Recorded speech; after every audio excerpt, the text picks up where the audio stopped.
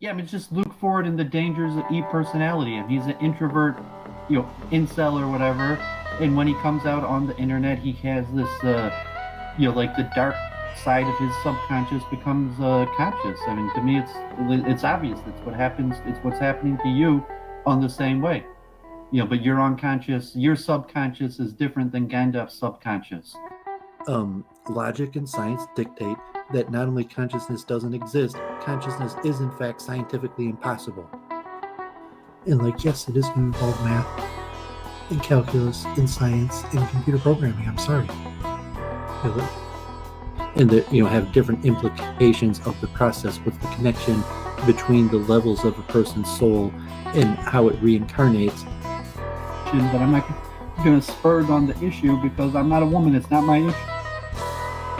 About how one day you're going to fulfill the Canadian dream or the American dream.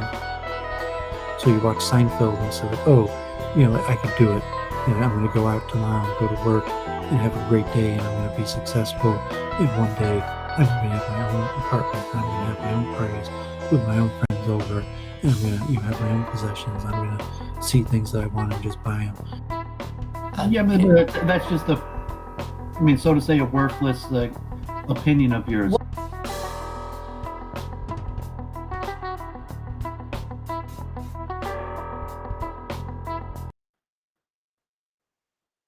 Hello and welcome back to the 100th episode of the Week in Review with the one and only Doovid. Wanted to, well, first of all, congratulate my host for making it all the way to our 100th episode. I know that there have been some very challenging, but hopefully also some very rewarding parts of the show as we come on to our 100th episode now. Feeling great about it. And apologies for a little bit of a problem on the last one there. That was my bad. I had about 80 billion tabs open, so hopefully I've learned my lesson. Over to you, Doovid, for the introductions. Thank you again. Yeah, great, awesome. Yeah, Jennifer, really appreciate her doing Week in Review now. 2 years. You're really great. 100 episode, a long time. You built up a little audience. Been through a little various circles around the world, over time, Australia, New Zealand, Israel, people from all across America, Canada, Europe, Africa. So you've enjoyed doing this, and Jennifer is really the spirit behind it. If she didn't put it together, unlikely Doovid would do like a regular weekly stream or just kind of. Let's be fair, Doovid. If you weren't here, there's no way in hell I'd be doing this. So I think we might be both necessary ingredients for the show being a success. Well, I mean, yeah, great. I mean, sometimes just a victim of circumstance. Like I remember I was in New York, and a common question, people like, how'd you meet? Which is a pretty reasonable, interesting question. But, like in New York, an extremely common question. And a lot of times it has an interesting, good answer that's explanatory in a karmatic way. And, most people of insight, meditate, appreciate at least the limitations on free will, the randomness, divine providence, where a good factor of our lives is largely out of our control. There's elements that we have certain amount of control over, large amounts of control over, no amounts of control over, in relationships with other people. Largely falls into items that we have almost no control over, and a lot of how you meet people, how you get associated, affiliated with the different circles. Looking back, a lot of times it's somewhat random. It wasn't necessarily because a person made decisions, and there's a factor of it. So here we are 2 years later. So I appreciate that, Jennifer. Yeah, me too. It's been so much fun, like everything that's happened, and it's a really slow change, I think. But then you look back, it's like, wow, look how much better we've all gotten at streaming and all the people we met and just everything we've gotten a chance to meta analyze, God forbid. I mean, how lucky are we? Yeah. Okay. So a lot of interesting things. We got Oswald is in the chat, or even Vince. We're definitely going to talk. Root and Branch. Like, is it come to an end? Did Doovid and Lowell have a fallout permanently because I interrupted him, and that we're not going to work together anymore? Possibly. So we'll talk about that, and streaming in general. It was on Charles Moskowitz again on Thursday, and it was pretty interesting conversation. Even we were talking about Lowell, this man from actually Metro Detroit, Barnwell, who Oswald knows, was supposed to talk about patent law, and I guess his guest expert wasn't able to show. And it went on like the program, I think, was really like 4 hours, and I was on the first 3 hours. And I tried to like spice it up a little bit, and we'll talk about it more. But Lowell kind of is like Gandalf, where he has his spurgs, like his pre-programmed spurgs on certain issues, where he could really just go for like 15, 20 minutes on some topic. And also, like, he has a history of getting banned from social media for not being able to control his content to a certain amount. But at the same time, he's a professional background in media, not like Luke Ford and Charles Moskowitz, a professional background in radio. He's got a more professional background in just like media journalism. So streaming's not his thing. And, maybe I disrespected him in a certain way. He just wasn't ready for it. So I was trying to help out with his content. He's doing like recorded programs, and I'm pretty sure I'm right, and that's what needs to be done for good streaming. But if it hurt his feelings or is just too much for him, it could be we're not going to work together anymore, and maybe we'll, God forbid, even be enemies. Like, I doubt it, but you never know how these things go. So, but we did talk about something interesting where we were talking about patent law. And, I was mentioning that China files the most patents in different cultural aspects. Yeah, it was so sad because I was like, stayed up super late because, and when your show happened to be on, and when we were going to bed, I was like, "Oh, can we listen to that?" And my husband was like, "Well, I want to watch Red Dwarf," and I was like, "Okay, we'll watch it in the morning," and it was gone in the morning, so I can no longer say that I've seen every single thing that you've done because that's lost to the sands of time. Well, a lot of Doovid's best hits are lost, but yeah. So then, I was mentioning that is Jews, Israelis in general are we're supposed to be in the middle, and there's a lot of communal things about China that is really the same about Jewish culture, and even Netanyahu, or people who do business, and like I lived in Borough Park, borders along the Chinese area in Brooklyn, and there's a lot of similarities in certain aspects of communal living between the Chinese and Jewish culture. Although Jews in general are skewed to the West. There's not Jews don't always have a direct match to what we so-called say Jewish culture. And Charles Moskowitz, we had an interesting conversation, just kind of like Judaism as a democracy. And I was talking about this book, the Jewish Philanthropic Complex, about the structure of Jewish philanthropies in federations, in umbrella groups that distribute charities and create tax benefits for people with large sums of money who make large donations. And one of the organizations that's in this general blanket of Jewish philanthropies is the ADL. So I mentioned to Charles that the ADL democratically is pretty representative of Jews. That the Tucker Carlson ADL battle going on this week, and maybe we'll talk about that more if anyone wants to come on that has expertise in that topic.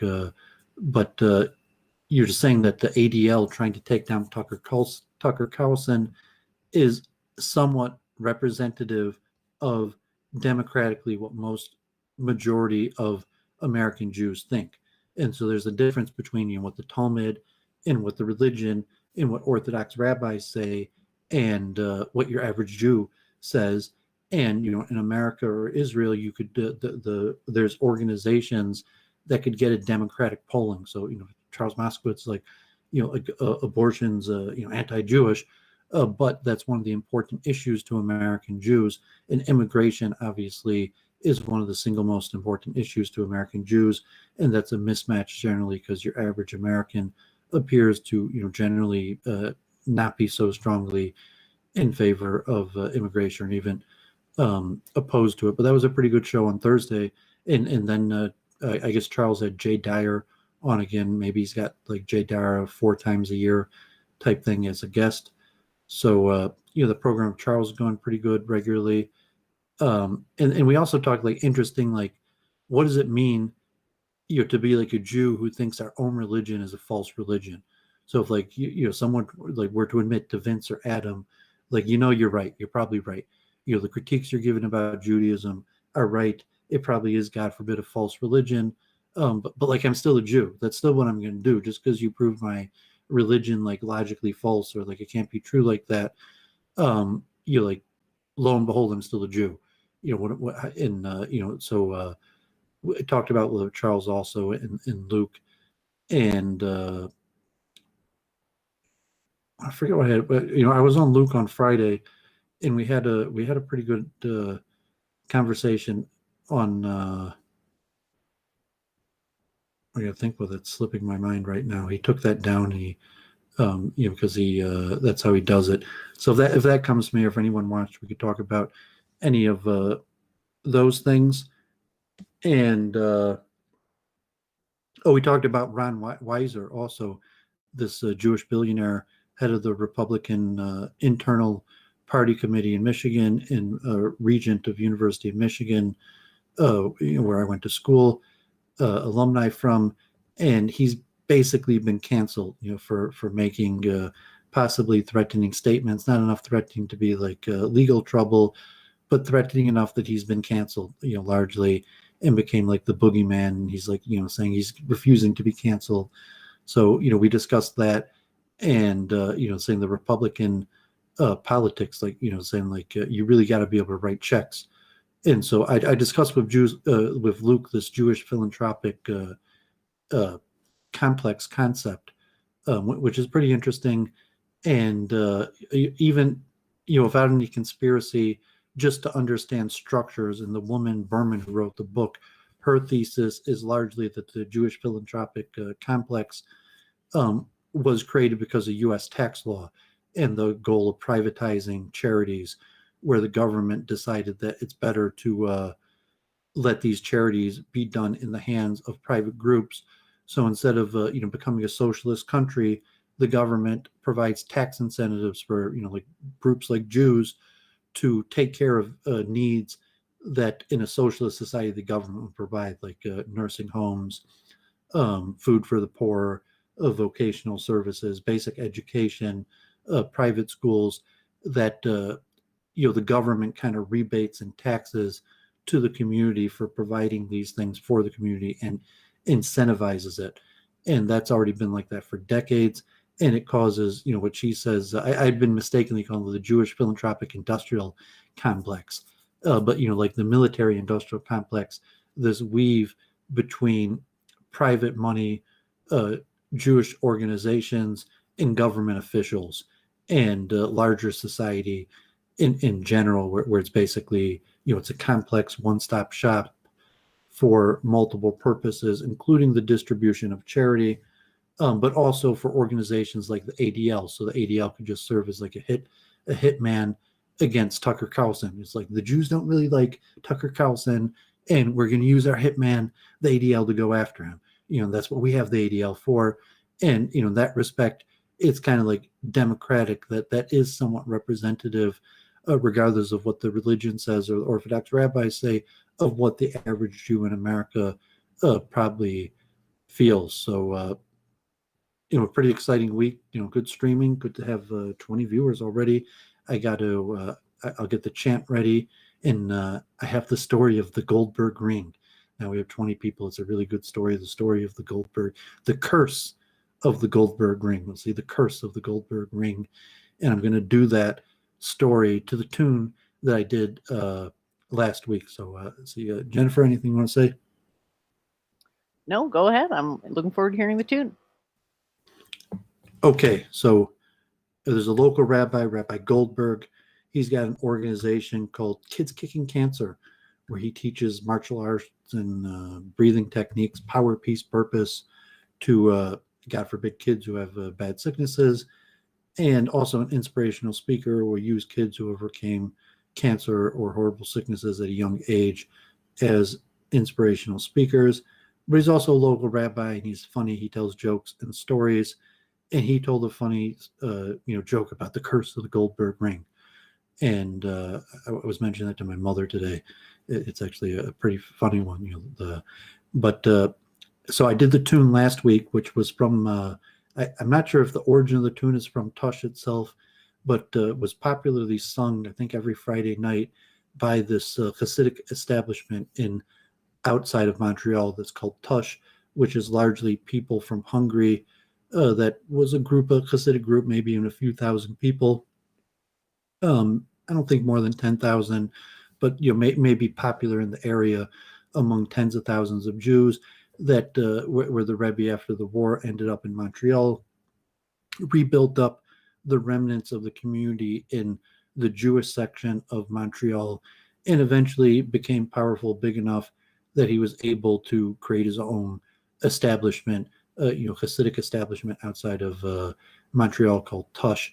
It was meant to the tune that they basically use every Friday night, but it's also a popular tune, and you just remember, oh yeah yeah yeah yeah yeah yeah yeah oh yeah yeah oh yeah yeah yeah yeah oh yeah oh yeah yeah mama oh yeah ay ay ay ay yeah mama mama ay ay ay ay ay ahoy yeah mama mama mama mama mama mama yeah mama mama mama mama mama mama yeah mama mama mama mama mama mama mama ay ay ay ay ay oy oy oy oy oy mama oy oy oy ay ay ay ay yeah mama mama mama ay ay ay ay ay so I sang that last week, and this tune is very popular for what's called a bodkin, and it's basically kind of like rapping, but in Hasidic culture, somewhat Orthodox culture in general, but it's more Hasidic, usually at weddings, but sometimes at events, you'll have a person that will get up and they'll basically speak to the whole audience, but they'll do it to a tune. And it's almost exclusively done in Yiddish, not even in Hebrew. It's almost exclusively a Yiddish custom, almost exclusively done at the end of weddings, where the bride and groom sit together and everybody's there. The elders and both sides of the family, and a bodkin comes, and sometimes they're funny, like comedians, and religiously they serve a role kind of like a publicly shaming people, or you're telling a little funny things, trying to bring two families together. So the purpose of the bodkin is to bring two families together, and could be done through humor, but could include a little bit of public shaming and satirical statements, and even jokes, but it's done to tunes, and done to tunes that are usually pretty common. And this tune that I just sang is a very common one. So I think we got Vince here, so I'll get this done so we could have Vince on. And so I'm going to tell the story of the curse of the Goldberg ring to this tune as like an amateur bodkin. And a good bodkin is basically like a rapper, where they could rhyme on the spot. They could say funny things that are relative to the audience that they're in front of, and they could get the whole audience to chant. So it's popular tunes. They would kind of like say certain parts and then would encourage everybody to sing, or they might even have like a refrain that they get. So when it comes to refrain, that everyone would join in it. So it's actually a pretty unique role in Hasidic culture. Someone like Lipa Schmelzer, Jonathan Schwartz. There's a lot of famous Bodkin. So here's the story of the curse of the Goldberg ring to that tune. Oi, this is the story of the curse of the Goldberg ring. The curse of the Goldberg ring. There was this woman, Miss Goldberg, showing off her diamond ring to her family, bragging about all the money and wonderful things that Goldberg gives to her. Ahoy! Everybody saw all the wonderful things Goldberg bought for his wife. So they always wondered, what is the curse of the Goldberg ring? The curse of the Goldberg ring is that it comes with Goldberg.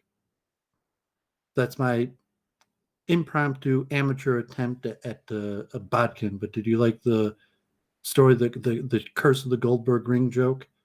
That the curse, like she's showing her diamond ring and all the fancy things that Goldberg bought her, and but everyone knows about the curse.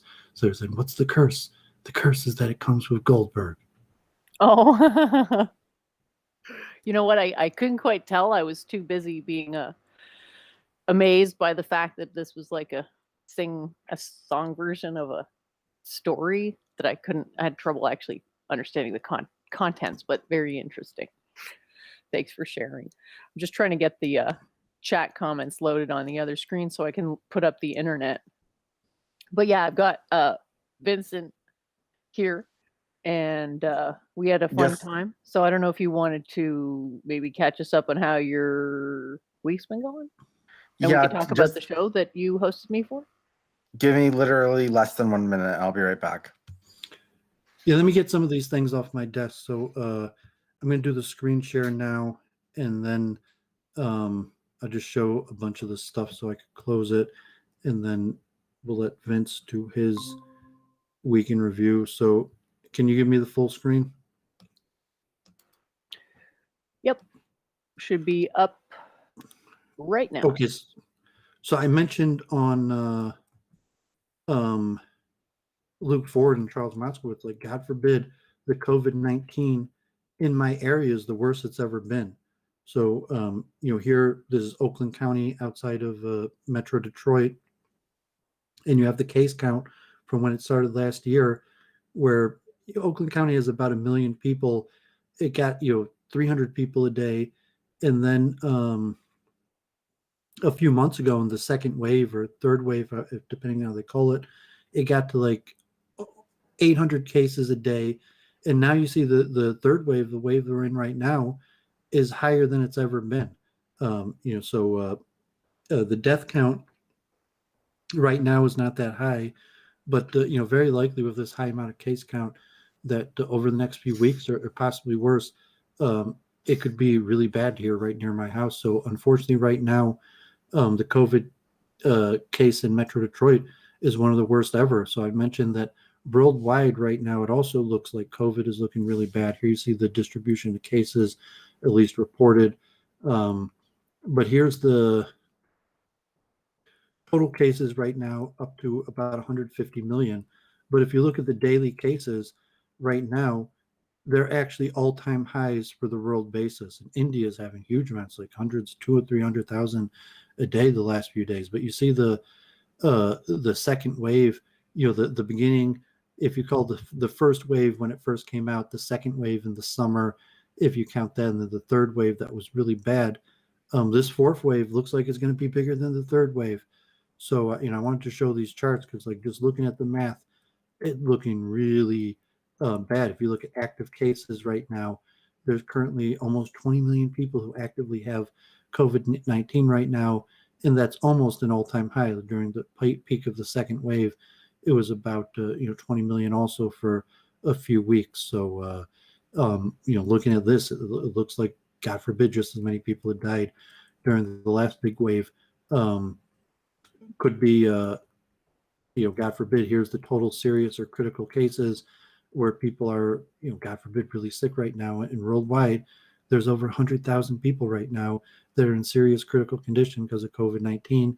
That's almost an all-time high globally. And according to the reported death statistics, it's almost a 2% death rate. And it looks like the death rate's going down a tiny bit, that had been down from like 3%. So that's pretty alarming. So let me just get all these off my desk, unless Jennifer wants to add something. You just want me to finish through these? Yeah, please go ahead. I've got you on the screen. I don't know if you can see it or if the audience thinks this enough. I think it's pretty well visible.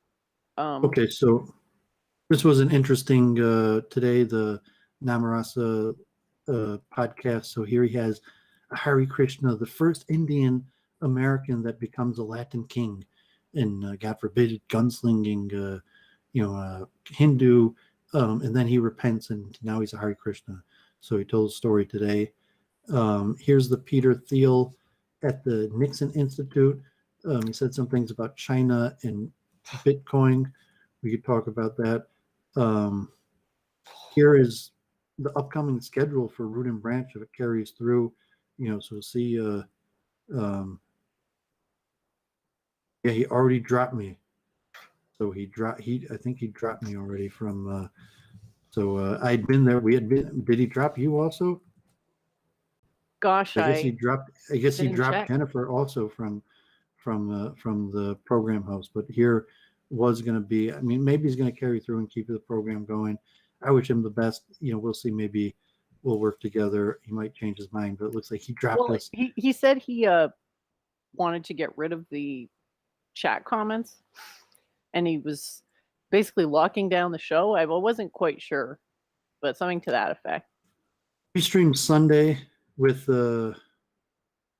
I guess he canceled the chat and comments, but we had Emmanuel Rundigan on Sunday, and then on Tuesday we had the former ambassador of Costa Rica to Israel, and I think they actually played an important role historically, like in a UN vote. His father so he told an interesting story. So people want to check that out. Like, as of now, it looks like we're not going to be working together moving forward, but we'll see. We could talk about that more. Here was something I wanted to look at. We could do this later. Read from, is Adam Green right? Is this what we really believe? So I was talking with that Judas Maccabeus, who actually is trying to hook me up to speak with this guy Joseph Cohn in Britain, the guy who debated. I'm forgetting his name right now, but here's also in the news, like the bombing or the enrichment in the Nanitz Iran nuclear facility. Are they enriching uranium to 60% now? Hopefully we'll talk about Ed Dutton. Josh Neal was on talking about his book, American Extremist. I think the most interesting part, maybe hopefully me and Jennifer, maybe and Vince, where they talked about QAnon as a religious movement. And I've been talking about that. That might be interesting. Here's Charles Moskowitz again, my show. We get like 100 views or so each week. So, good program. But he had Jay Dyer on again. So that had some bigger numbers. And here is Jonathan Pollard had a Torah scroll written, and he dedicated it to Joseph. So this is the grave of Joseph in the Bible. And Jonathan Pollard, who the God forbid, the spy for Israel from America, but just interesting karma, that he had the prophecy of Moses written, his own scroll. So that was the stuff I wanted to get off my desk, week in review here. So cover some interesting topics, but I guess now if Vince wants to comment on any of those things that I said we can, but maybe you should do your week in review first, unless you want to just say now a comment on any of those news so you don't forget.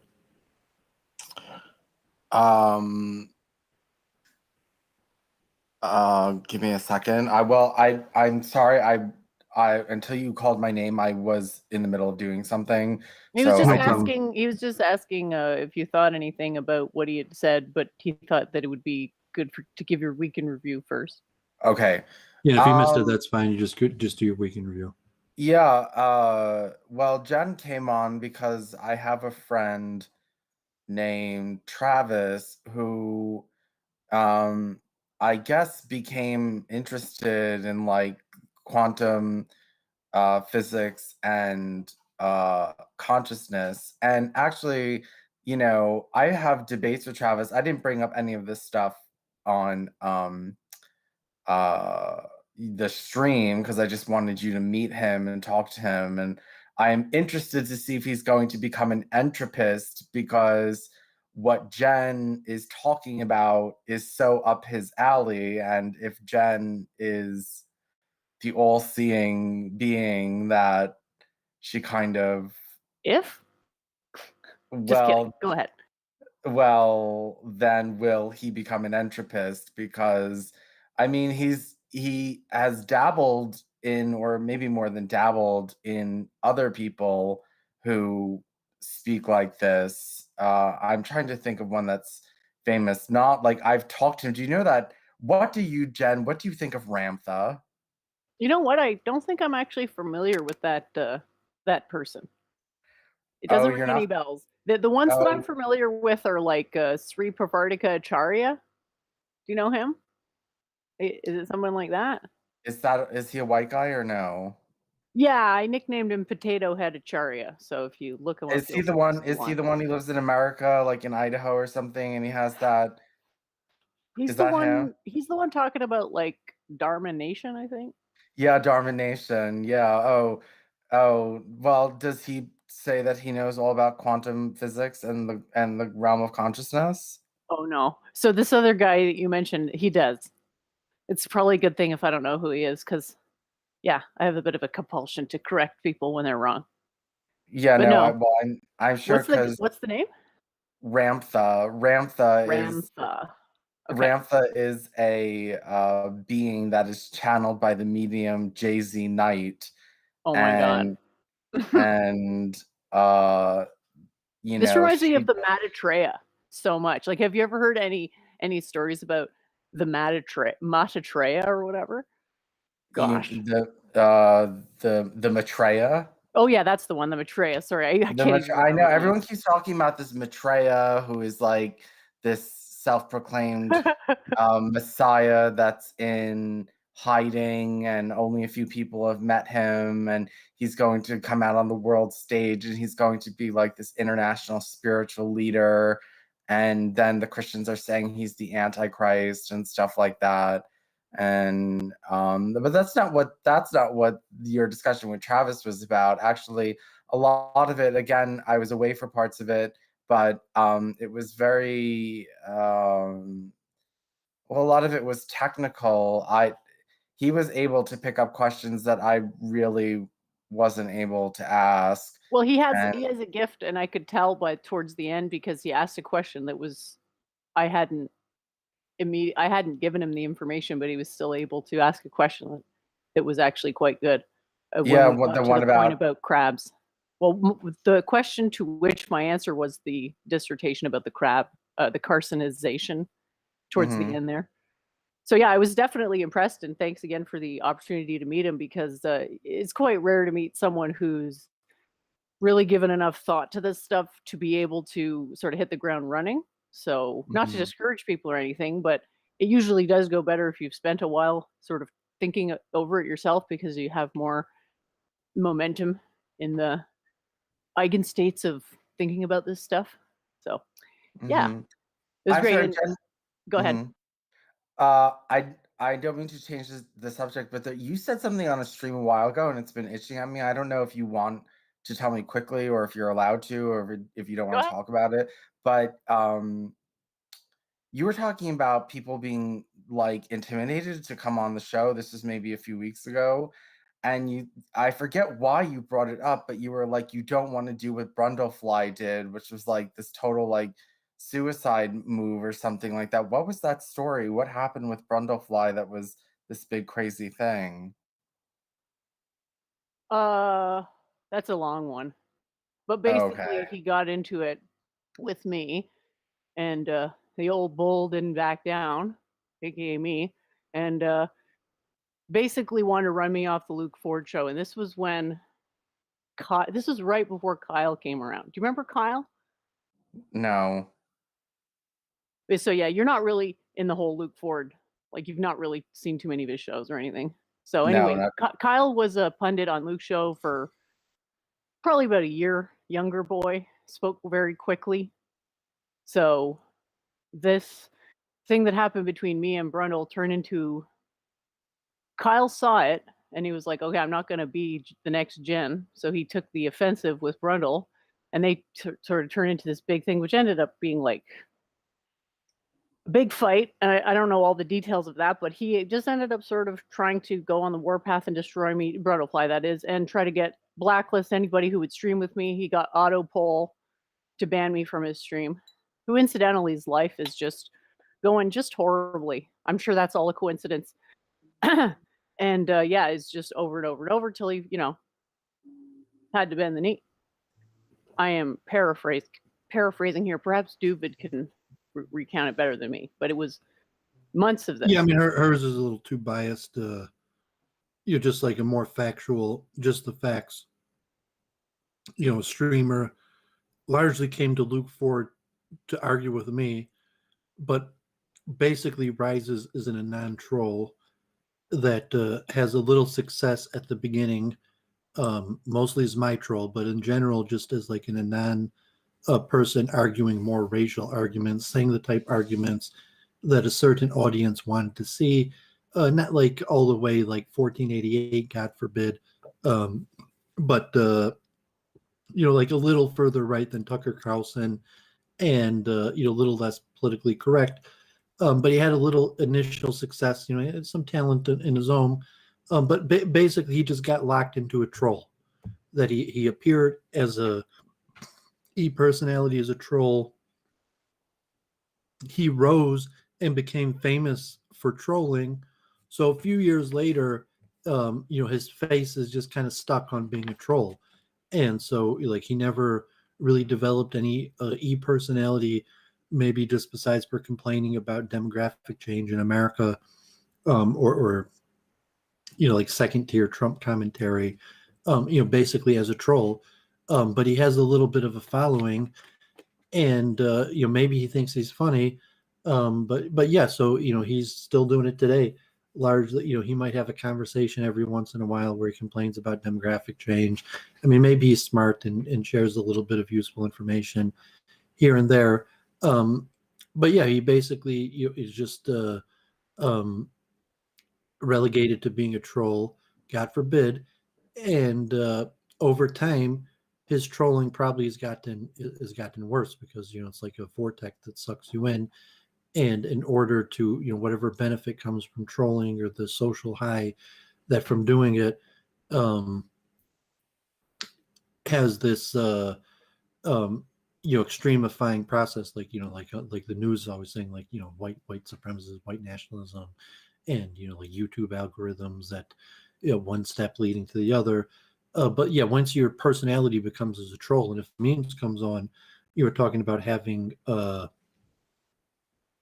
an area of expertise. So Vince is a good example of a streamer who has multiple areas of expertise. Saying like if there's Noahide stuff, if Trump or Hinduism, various topics where Vince could intelligently speak about.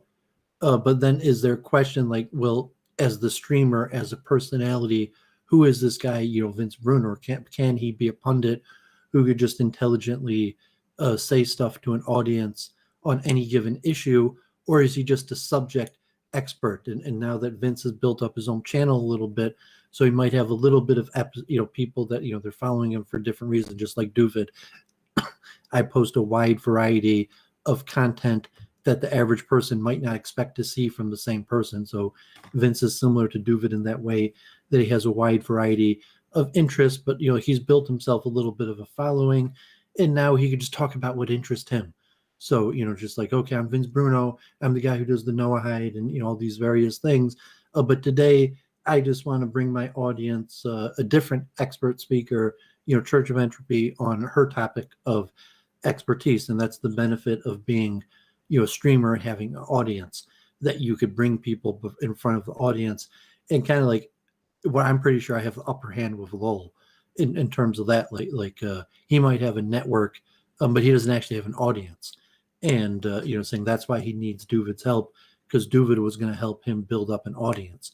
And so he could record videos and post on YouTube, and largely no one's going to watch them because there's a science to building up an audience. So Vince has built up a little bit of an audience, and so is telling memes, like, become a subject expert in at least something. If it's dueling, then you always have something to talk about. If you're streaming, it's like, okay, I'm memes, I'm the expert on dueling.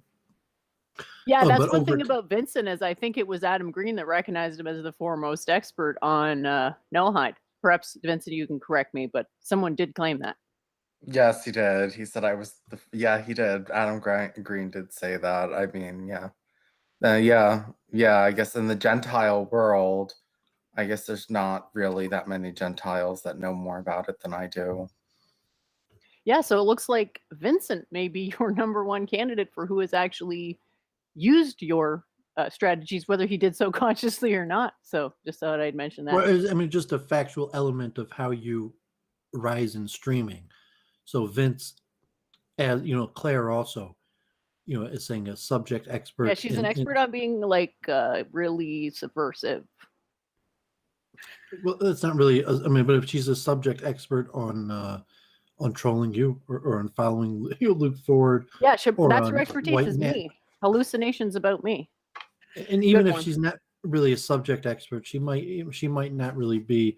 I mean, she's a little bit smart. She's a lawyer, but she might not actually really be a subject expert. I mean, I guess secular Quranism, but it's not like Noahidism that's actually a thing to be a subject expert on. If secular Quranism is not really a thing that you might bring, but she might still be in the categories like a host of an overflow room, and which could be a successful streamer. But I'm saying Vince also is a subject expert on multiple topics, keeps on growing it, but that doesn't make you a streamer really, because you're not really a streamer till you have. And Jennifer in that way also, like, she's not really a streamer like that.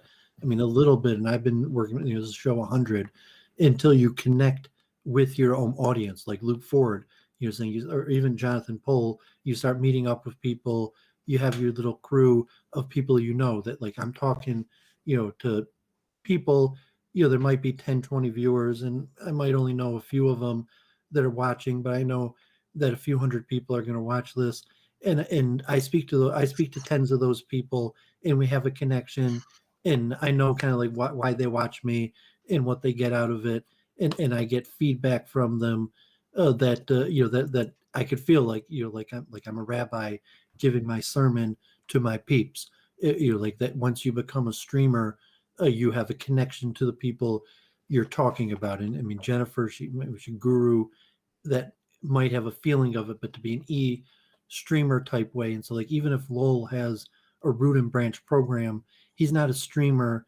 He doesn't understand the technology, and he doesn't really have an international audience of people that are waiting to hear what he has to say.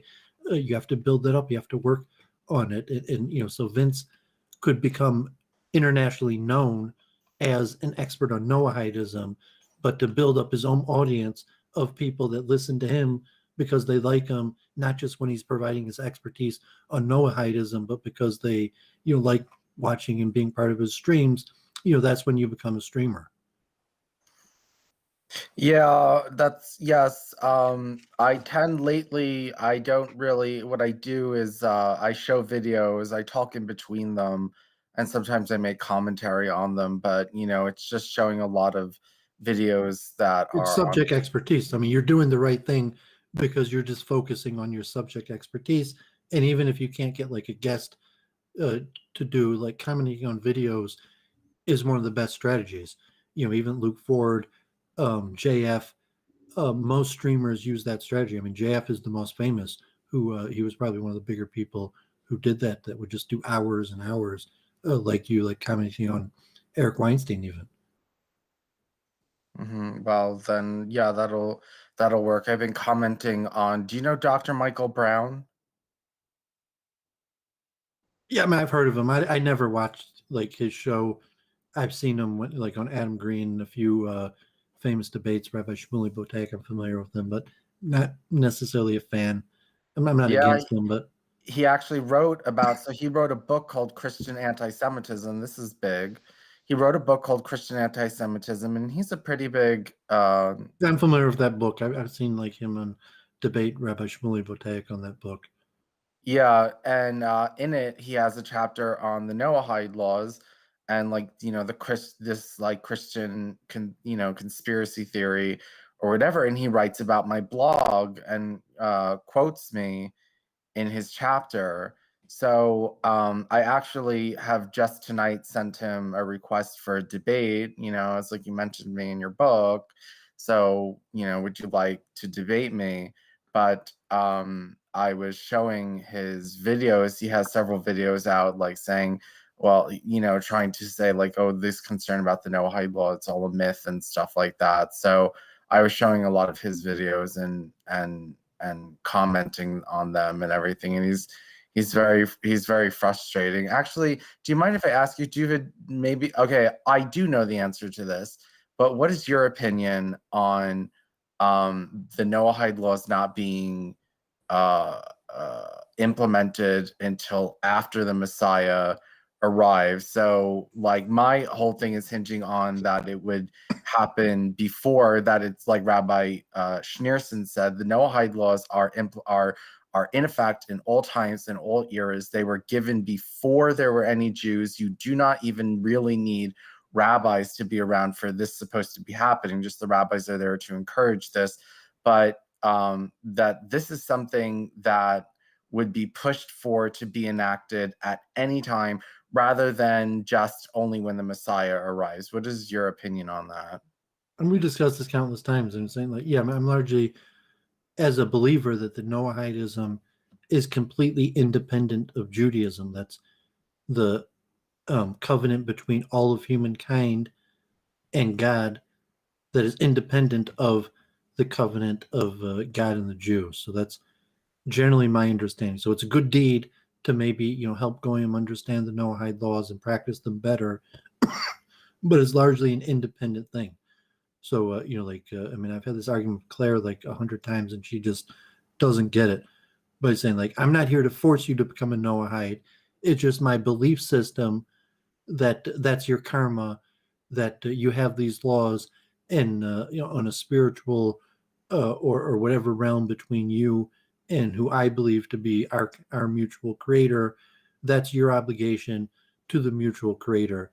And if I'm in a system where I had to pass judgment upon you, would I judge you according to a Noahide standard? And to say, yeah, maybe, probably, as a believer in Judaism, but to say that I have to implement it upon you, maybe you could interpret it that way, because you're saying if I interact with you, trying according to these standards, and then also kind of what I was debating with Charles Moskowitz, what does it mean what it says in these books? Like the punishment is death.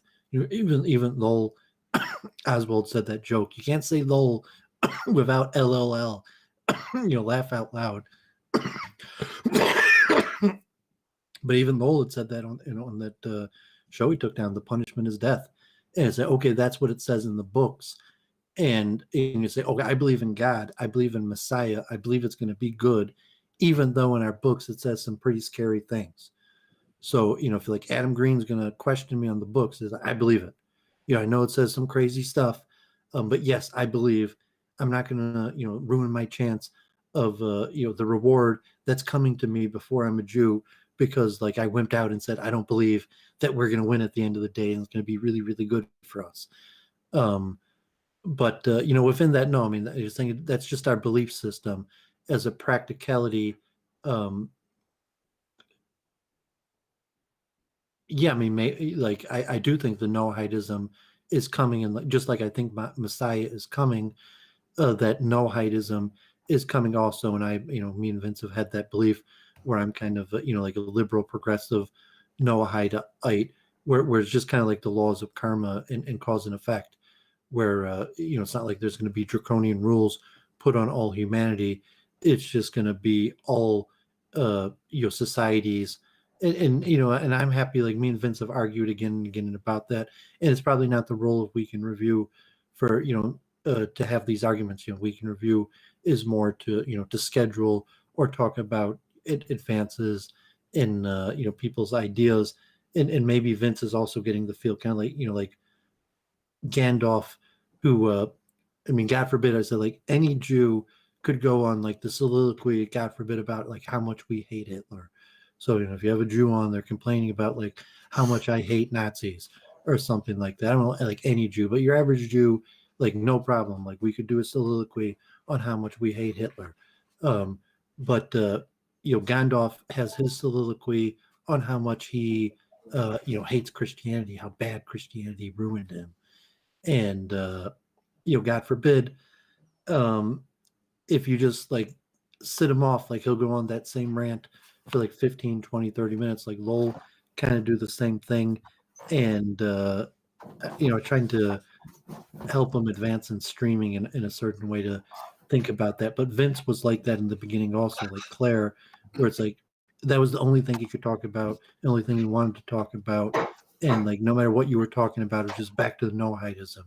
So hopefully, like Vince has evolved as a streaming personality. And even if your main thing is advancing the Noahidism, you're saying that probably pays to you be a more broad personality, like understand things like quantum physics, and you meet interesting people, than just be like, no, all I do is promote anti-Noahidism.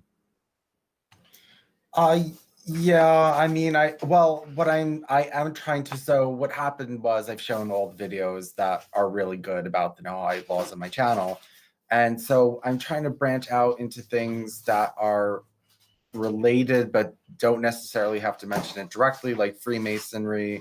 I'm doing a lot on Freemasonry now, and like Freemasonry and the Kabbalah, and I'm doing a lot on tomorrow. I'm gonna do the third part of this video series on Christian Science, because Freemasonry starting, Christian Science, Jehovah's Witness, and Mormonism, and how they don't have the Trinity. So, I've been trying to find things, and I think that there's a lot to say. Like, it would be interesting, I have all these news articles of all, the Christians in the Vatican and the Muslim leaders and everything, like their agenda with the Noahide, just like kind of following their movements and what they're doing, and trying to read things into things that might not necessarily be directly about the Noahide laws, but are peripheral to it. That's basically a lot of what I'm trying to do now, because I've run out of Noahide material. I really have. And so I'm trying to find something to keep things going. So that's the direction I'm going in right now.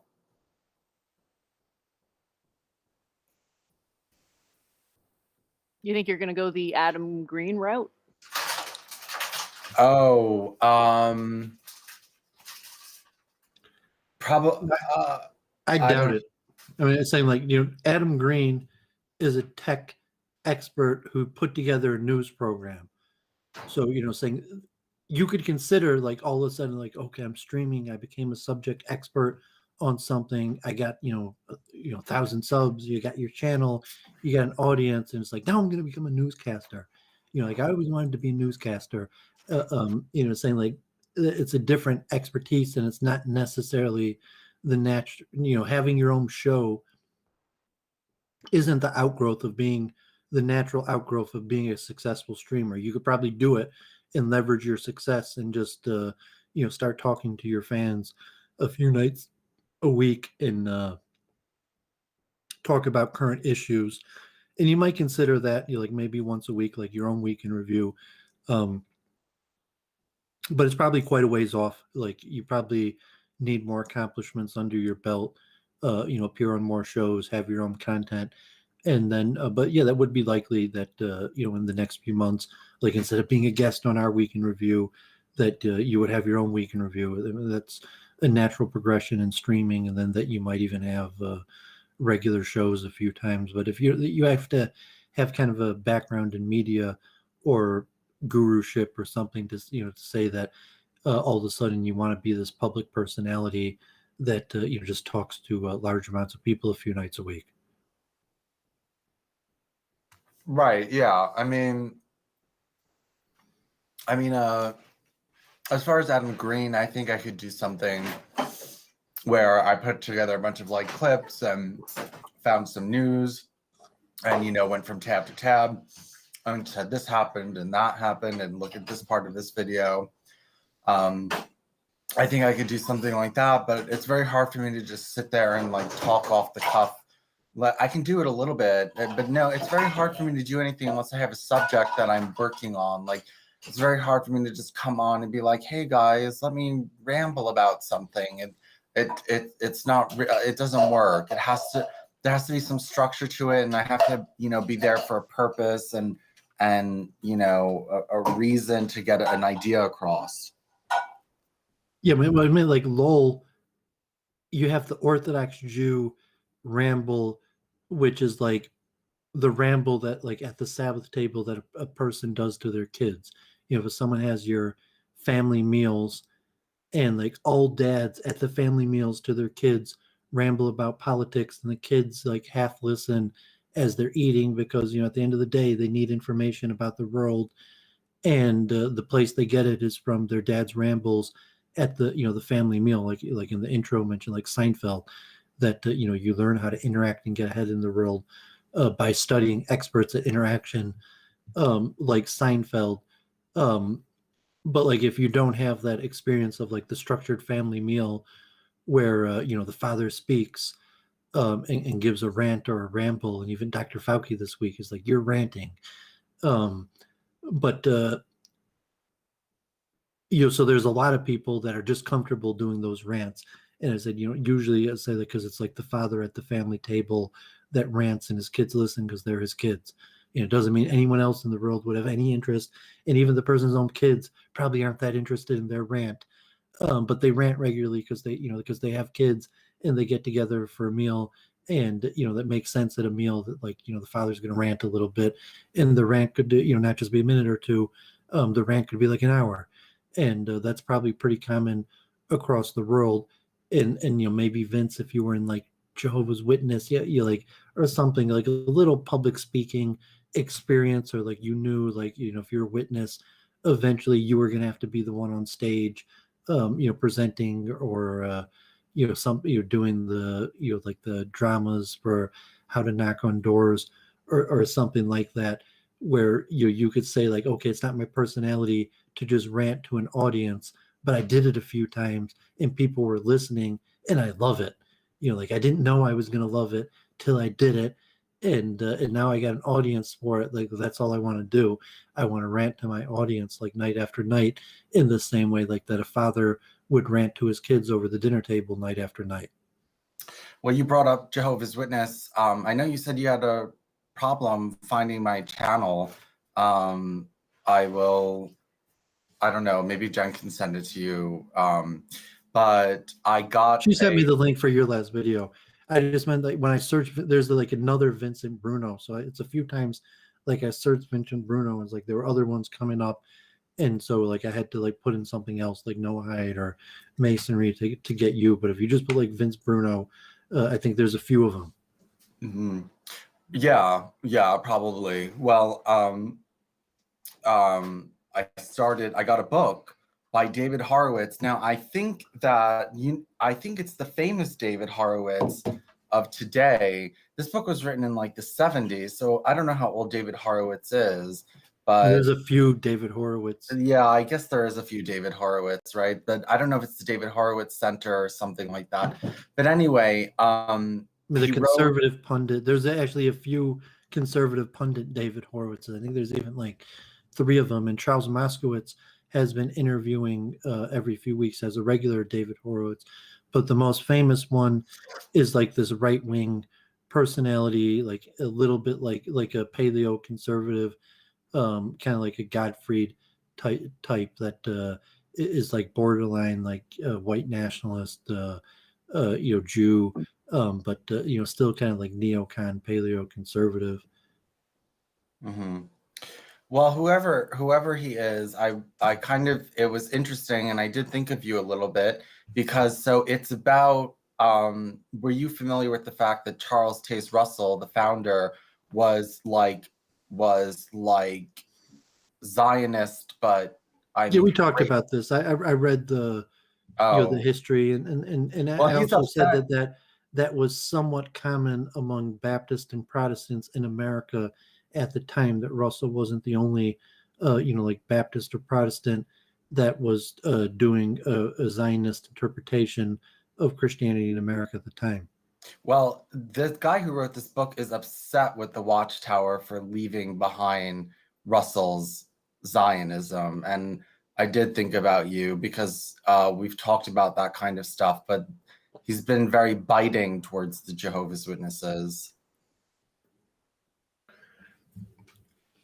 Yeah, I don't know if the Witnesses, I mean, the Witnesses have a theology and they're very active, but I don't know if they have that big of a political role. And so if Witnesses have like, this is our theology about what's going to happen at the end of the day, that, is completely out of sync with Zionism, does that really matter to Jews, like in a direct way, like a BDS movement, God forbid, or people who are involved in political processes? So just people are coming to people's doors and they're talking about what's the correct interpretation of biblical prophecies, and the Witnesses have an interpretation that is largely out of sync with like Hasbora Zionist narrative. You're like, okay, like, but what difference does that make to your average Jew compared to like like a Palestinian pushing for BDS? No, just interesting church history. I mean, I know that you're interested in that. It's interesting church history that, but I'm just reading through it. And I was treated very friendly, by the way. I mean, they're African Americans, so African Americans, Christians generally are more friendly, have more friendly relationship with Jews than possibly white denominations. But like generally, the Witnesses I know are very friendly, and like I told them I studied in Israel, and we could agree to disagree, and still admire the Bible and Israel, and I think they even valued my input because they saw I knew a lot about the Bible, even though they saw I disagreed with them on fundamental tenets. I'm going to say the Witnesses aren't necessarily like agree to disagree type people, but it's like to some extent they are agree to disagree that that they'll work with you if you have enough points of agreement. Saying that I did Bible studies with them for even a few years. Mm-hmm. Or if COVID-19 wasn't raging right now, for the last year, like I'd probably be doing Bible studies with Witnesses just because they come to my door and ask me, and I usually say yes. Mm-hmm. Mm-hmm. Well, that's my stuff. Nothing much new. Just trying to branch out a little bit, and being in Dr. Brown's book, and that's about it. I do have to go, but thank you for having me on. Yeah. Okay. Great. Thanks for coming on. We'll talk to you soon. Any streams this week you plan on, or? Yeah, I'm gonna stream with your friend again. Yes, we're gonna do that. I'm gonna talk to him. No, I stream every day. Man, you gotta plug your you gotta plug your stuff before you go. I stream almost every day now. I mean, tomorrow morning I'm streaming. I told you the last part of that thing on Christian Science, and that's what I'm doing tomorrow. But I don't know exactly. It depends on what videos I find and what kind of interesting topics that are Noahide related, at least, that I can go through. All right. We got memes here. Talk to you later. Bye. Bye, Vincent. Yep, have a great week. Welcome to the show, Memes. Thanks for joining. How's it going? Peace out, Vince. Hey, guys. What's going on? I actually would like to thank Doooovid a little bit earlier on one of his transitions where he was basically just explaining what, in my mind, explains a whole heck of a lot of the internet and just how it functions and just how people... Dude, I've totally ripped off your cadence and had totally been using that. It's very useful for explaining things. Thank you. Yeah, kind of like not quite monotone. That's like a little bit melodic, repetitive, um, I feel like I'm giving doing a over. himsa or something like that. It's almost like a very light chant, even though and you're able to explain things in just small bits and subjects. I'm like, oh, I can actually kind of think that fast. Were you ever affiliated with formal religion? Not particularly. I went to Christian Bible school. Yeah, I mean, so I meant like the witnesses, where you have a formal structure where you kind of like progress in the ranks, and eventually like you're at the head of the class, where even if you're just a little kid, but like over a period of year, where you're going to be the one presenting to everybody, like the Bible thing. I never did CCD. I mean, if you're a Hare Krishna, for example, in the ashram, there's a morning class, Bhagavatam every morning, or like Jews, we have our prayer service, maybe there's Daf Yomi. And if as you progress as a devotee or like a rabbinic student, giving the morning class is something that like any advanced student could do. So it's like, okay, there's got to be every ashram, there has to be a morning class, and you hope to have like good presenters or top people doing it. But any of the senior students should be able to give the morning class, and so it's kind of like the streaming personality when it's like, okay, like I want to have a synagogue, but it's a synagogue, we have to have our morning prayer services, and there has to be daf yomi. We have to study a page of Talmud every morning, so the rabbi has to be qualified to give the morning class to teach a page of Talmud every morning. And so that's kind of like the subject expertise of saying, like, I know what I'm talking about. I could give a morning class, if the morning class is half an hour or a full hour, and have some sort of melodic um, cadence to be able to speak for like half an hour on a subject. But if you like religiously, like any senior student of most religions, there's like a concept of like the morning, the afternoon class, and it rotates. And as you reach even just university, like a graduate student, you have to teach you have to teach undergraduate courses. That's just like, as a competent person, you have a PhD. It's like, yeah, of course I taught undergraduate, so I could teach a class if I had to. Well, I tend to feel by the time you're a senior, most seniors should be able to basically do homeroom. It's like, all right, we can sit around for about like 8 to 12 minutes. We'll take attendance. We'll move on. No, I hear. Well, it's also shared responsibility. It's like, all right, we're taking care of like the jobs, because maybe, I don't know, other folks need to do other things. It's almost like cross training, which I tend to feel is something maybe we should kind of get back towards a little bit, because like we've had so much like focus on specific specialization for a while, and that's totally a good thing. We do want to have some of that, but I feel like we might have additional jobs that maybe we have people that, I don't know, if they were properly compensated, could also fill in certain roles. And if we can increase efficiency, I mean, that's not necessarily anything wrong with that. Again, you don't want to go around and just be like, all right, we're chopping all these jobs. But as far as, I don't know, bridging programs, so it's like, all right, maybe I happen to work in like electrical design and everything.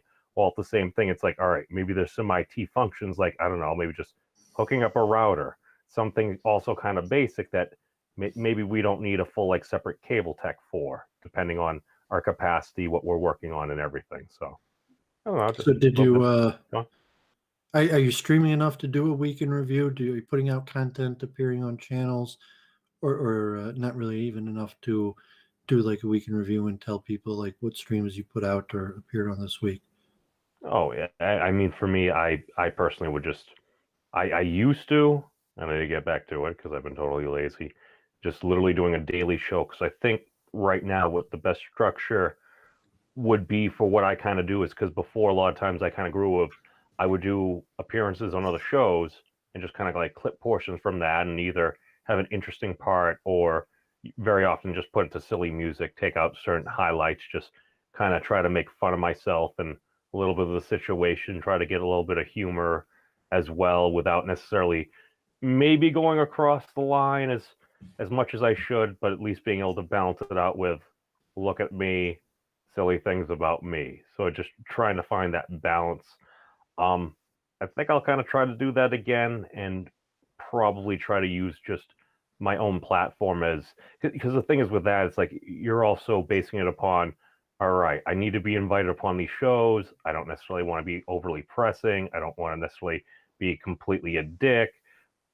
I also don't necessarily want to burn bridges if I'm newer in an area. So it's like you kind of like work up to the point where it's like, all right, my friend's having a birthday stream. Maybe I'll show up without a shirt on. There were words said after that, but it was done courteously, respectfully, kind of behind the scenes. But it's just like, all right, you gauge the situation, you go with what works, and you try to at least do it like without hatred in your heart. And I feel like you can kind of get away with a little bit more then. I don't know, maybe I'm wrong.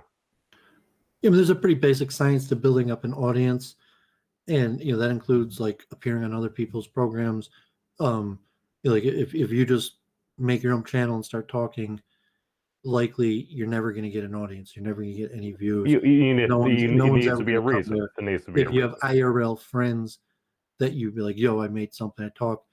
But like, no, I mean, you basically got to speak with people who already have a platform. And, thank God We Can Review. We're on episode 100. And now we have, we get like 200 plus views almost every week. We've been average, at least 10 live viewers, sometimes, more than 20. So we got a little bit of audience where it's okay, memes appears on Week in Review. That might attract 20, 30 people to your channel. And like if you had Church of Entropy as a guest on your channel, but besides that might even attract like 50 people. And a lot of this, the metrics, actually you could look on YouTube and even tell you the metrics like that, where your subs are coming from. But and it's even if you're not self-promoting, but you say you have interesting content, you want to get out there, you're just like any form of networking. We're raised into darkness, ignorance, not having any connections is the natural condition all people are born as.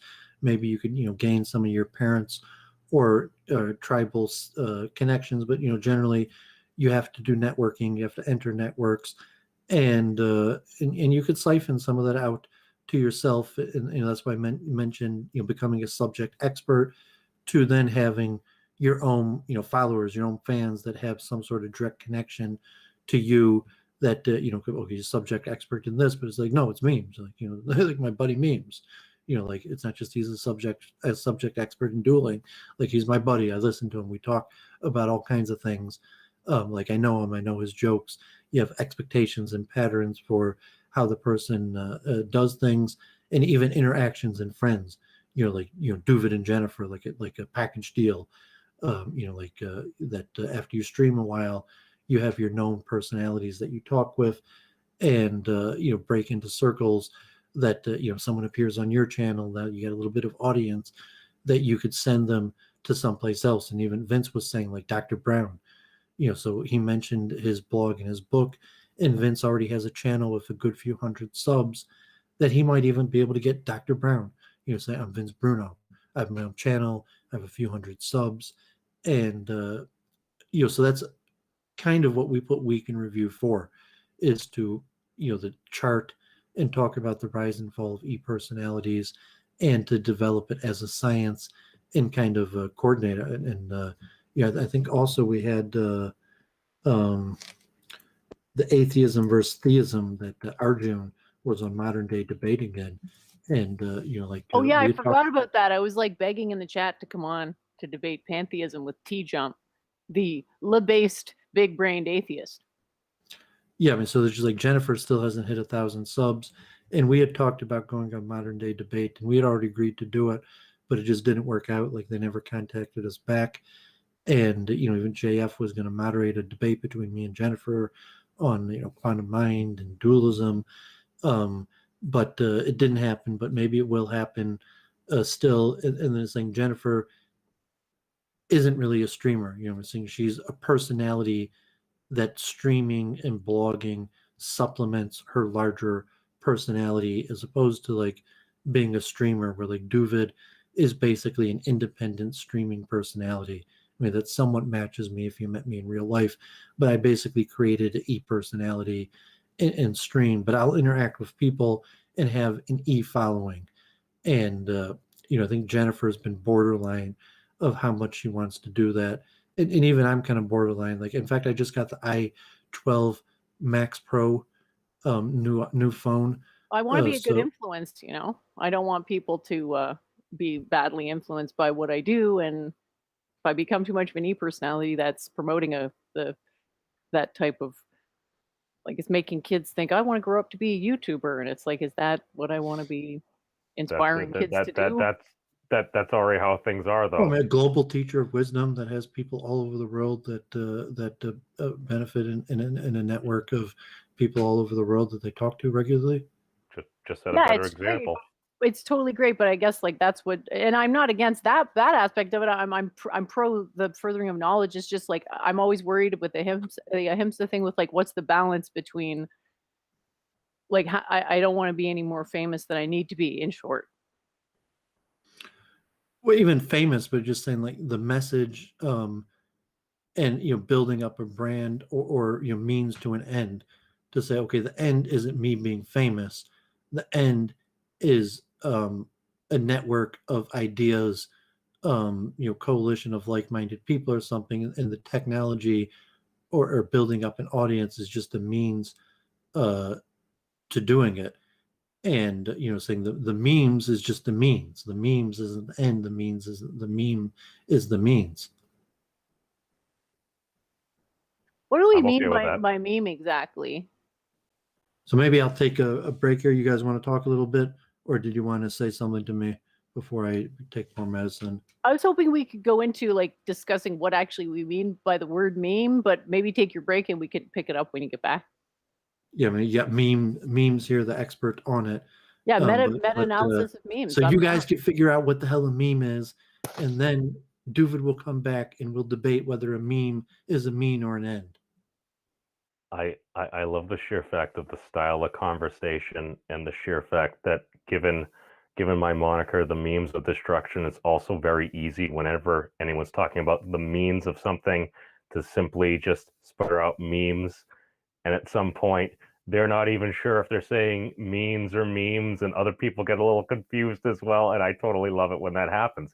But then again, the Occident has rediscovered magic with its spells.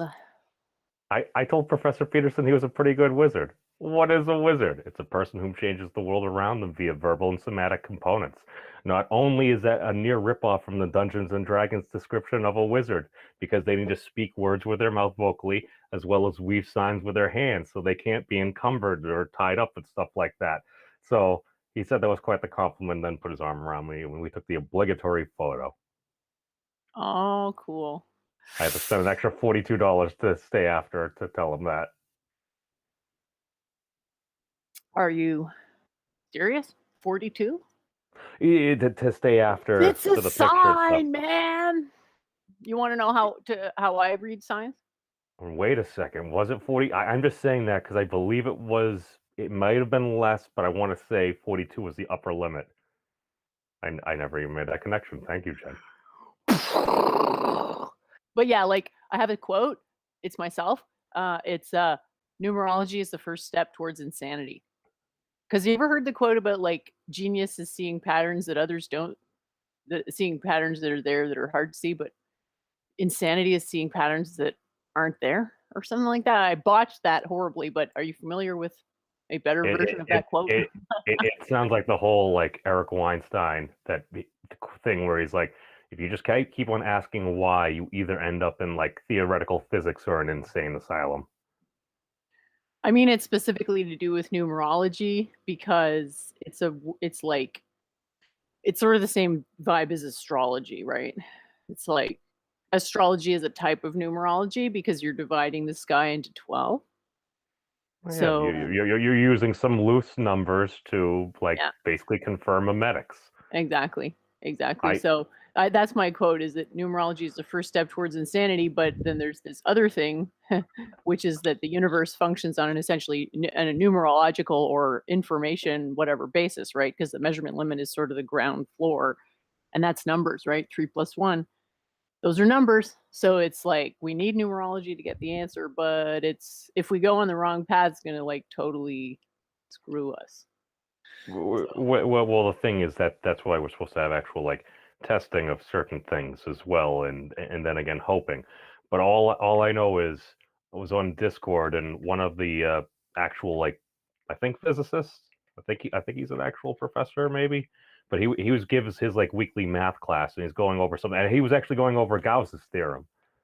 Interestingly enough, I shared some links to when you were kind of discussing some of that, and the way he did it is you kind of had like the eigen frequencies around that. Basically, he was just kind of going up and just like kind of like drawing out different points from that like slightly obscure object there, and that at the end he's kind of like, well, he said one point before break, he's like, "With any questions?" So I'm like, so basically you're just utilizing some tensor networks to basically define like the total amount of the area in the curve, and more or less he's like, well, basically yes. So I'm like, all right, that's cool. I'm like, Nice. that's interesting. So I'm like, the more and more I think about it, I'm like, when Doowovid gave that example, I mean, is he wrong? Is he wrong? Because I'm arguing there are also mimetic tensor networks. It's like, what are those? I don't know. The things that Well, kind of keep us in balance and everything. we have to define what we mean by a meme, and then we'll know if they are. Because you have an intuition now, and in order to determine whether your intuition is correct, we need to figure out how to measure memes. And since we don't have an explicit definition that everyone agrees on, but rather a more or less generically accepted sort of subliminal definition that most people would struggle to say in words, it's kind of like time, right? These transcendent notions are hard to put an actual definition on, but you have to, because you got to be able to define the boundary in order to do any science. But yeah, I just wanted to mention real quick about numerology is that there are signs that happen, but you don't want to be following every sign, right? Because if you're like compulsively afraid to walk under a ladder or have a black cat cross your path, you're delegating your discernment and thinking to ritualism and superstition, right? So that's just Well, going to increase your superstition. The more you're like, step on a crack, break your mother's back, the more you practice that, the more it's going to become ingrained in your tendencies. So those would be like maladaptive forms of superstition. And this is, you can't be like treating superstition as though it's something you can get rid of. Like it's just something that creeps up. People want to sort of speculate about the future, but they don't necessarily want the burden of being right about it. That's why you get these hugely popular things like crypto and astrology, right? Crypto is astrology for men. Ha ha ha, boom, right? So my way to do it is if I see a sign, the same sign within a short period of time, 3 times, then I know it's an actual sign and not just noise. It's all about separating signal and noise. So my rule of thumb is thrice within a discernible time interval, right? It's got to be a short enough time interval that it's not just... Gotta be able to triangulate that signal. You have to be able to negate your own bias, your own anecdotal. We all have a tendency to anecdotally cherry pick. It's inevitable. I mean, the totality of everything you and I know doesn't amount to a hill of beans compared to the sum corpus of everything humans have ever produced in the way of information, correct?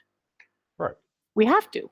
But it's like, are anecdotal cherries valid cherries, or are they moldy cherries, right? I don't know. Can we turn those cherries into something that may influence other people? Maybe it could be that potion of enhancement that could infuse other folks down the line to create better memes. Yeah, so it's like it's a balance. The numerology thing is always just gonna come up because humans are just always gonna be predisposed to superstition. And even if we're like, we're getting rid of it, we're getting rid of superstition, we're not gonna do this again, we learned our lesson, it'll just crop up somewhere else, but you won't recognize it until it's already taken root. Because it'll take another form, right? Because it's in the subconscious. It's just, that's what we like to do. I mean, what's our history? How much time have our ancestors spent around fires telling tall tales? Spent a lot of time poking things with sticks. Well, I mean, that's where I think a lot of this stuff comes from, is just stories to pass the time and to keep your mind sharp, I guess. I actually had some thoughts about this earlier because I was there thinking, I'm like, all right, Well, if we go back and like, well, even back in the day, it's like people from hundreds and years ago, even maybe like 1,000 or several millennia ago, they're really not all that different than people are now. It's like, okay, I keep that in mind. I keep that in mind that also people, their worlds often seem kind of small. It's like, all right, the only the folks you interact with on a fairly regular and frequent basis. Occasionally, maybe several times a year, you run into some other folks if there's a specific journey or something. Now it's like you got the internet. You could see anybody from anywhere else on freaking like chat roulette, this, that, or the other thing. It's like, all right, this is our additional dynamics. And then I keep in my mind, I'm like, what happens if something happened in town? Well, if it's a small, close-knit town, probably everyone's going to know exactly what happened in town. Why should I think the internet would be anything different? And then a lot of things make sense. Could be wrong, but it seems to make sense. Well, sure. I mean, you just got to keep cycling through the different approaches and learn through experience which ones are adaptive. Like you have to learn to recognize whether a meme or a whatever a mnemonic device is actually leading to more information. Because if it opens the door to sharper resolution, more information, that's a good sign. But if it goes in a direction of more complexity with no more information or clarity or insight, that's a sign that you've made an incorrect assumption. So we have to learn when to back up and start again, because there's more than one way to skin a cat, and it may not be that you're using the exact same order of axioms each time.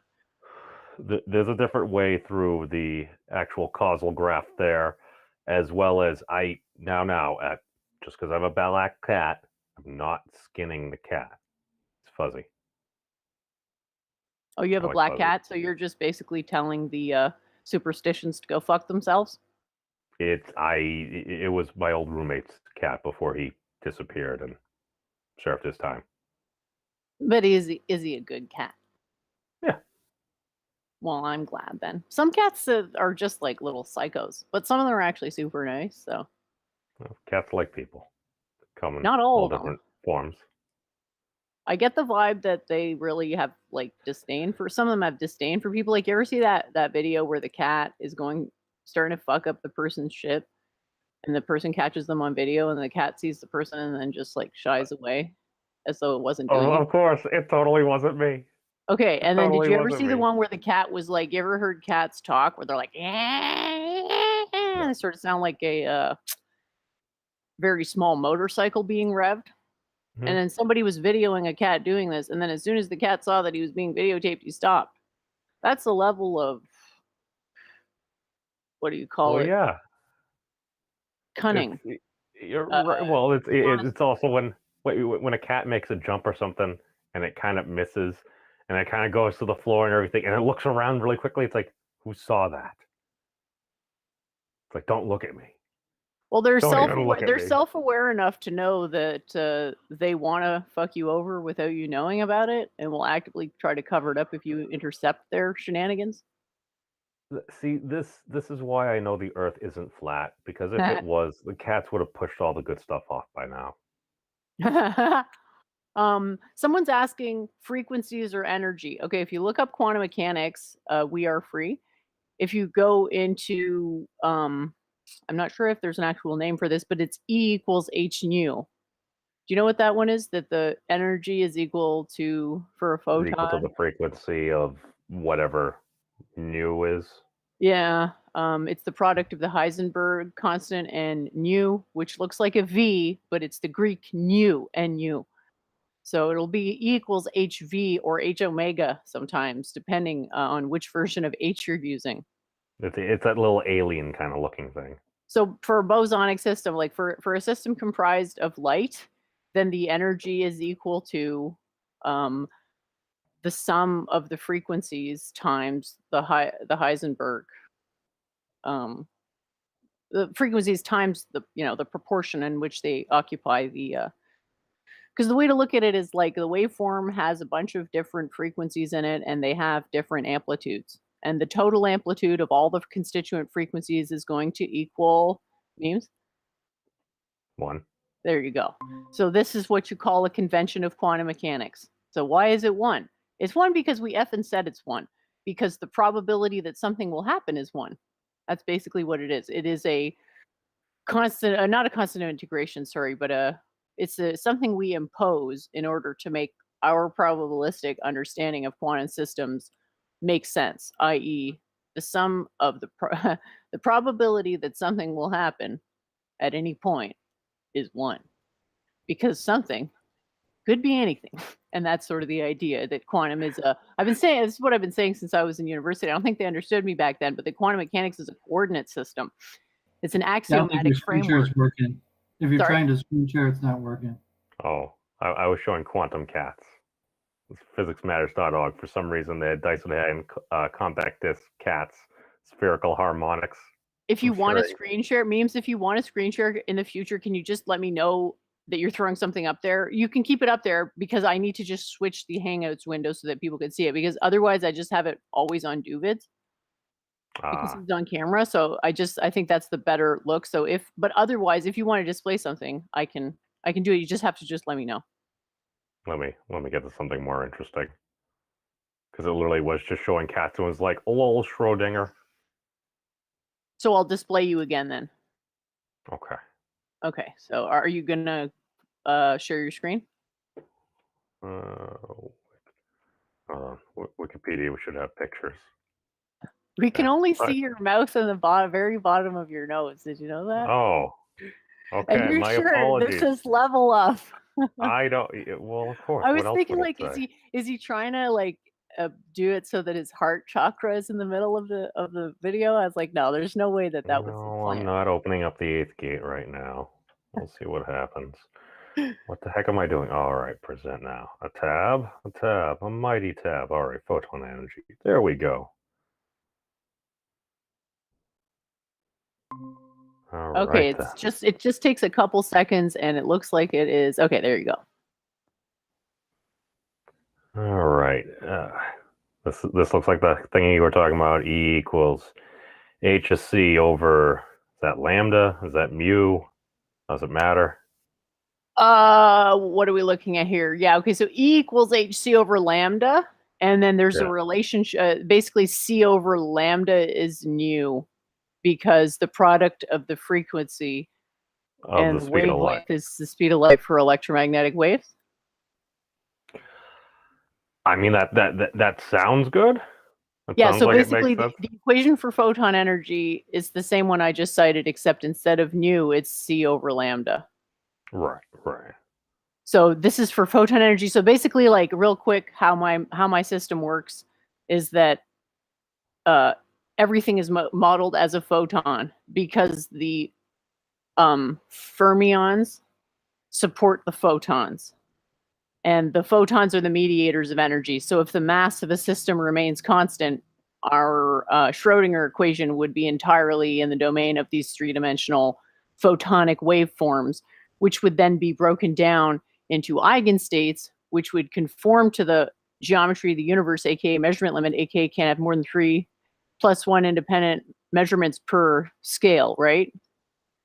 So this, I think, is probably going to be the way forward, because you can basically remove the annoying bits of working with the Schrodinger equation, because it just it reduces it down to a nice something you can approximate with tensors, even though, we've always got the asterisk that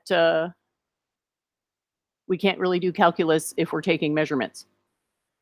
But So what you're saying is we're a whole bunch of knotted up photons. yes, exactly. You could think of it as a knot. Yeah, you could, but it's the starting thing isn't a rope; it's a sphere. So as long as you don't mind It's working with something the that's in a sphere. state that ends up presenting as 3-dimensional form of, well, at least mass as I far haven't as done we a can lot tell. of rope theory, but I did take a class in topology in university, but I did really badly because I hadn't taken analysis prior.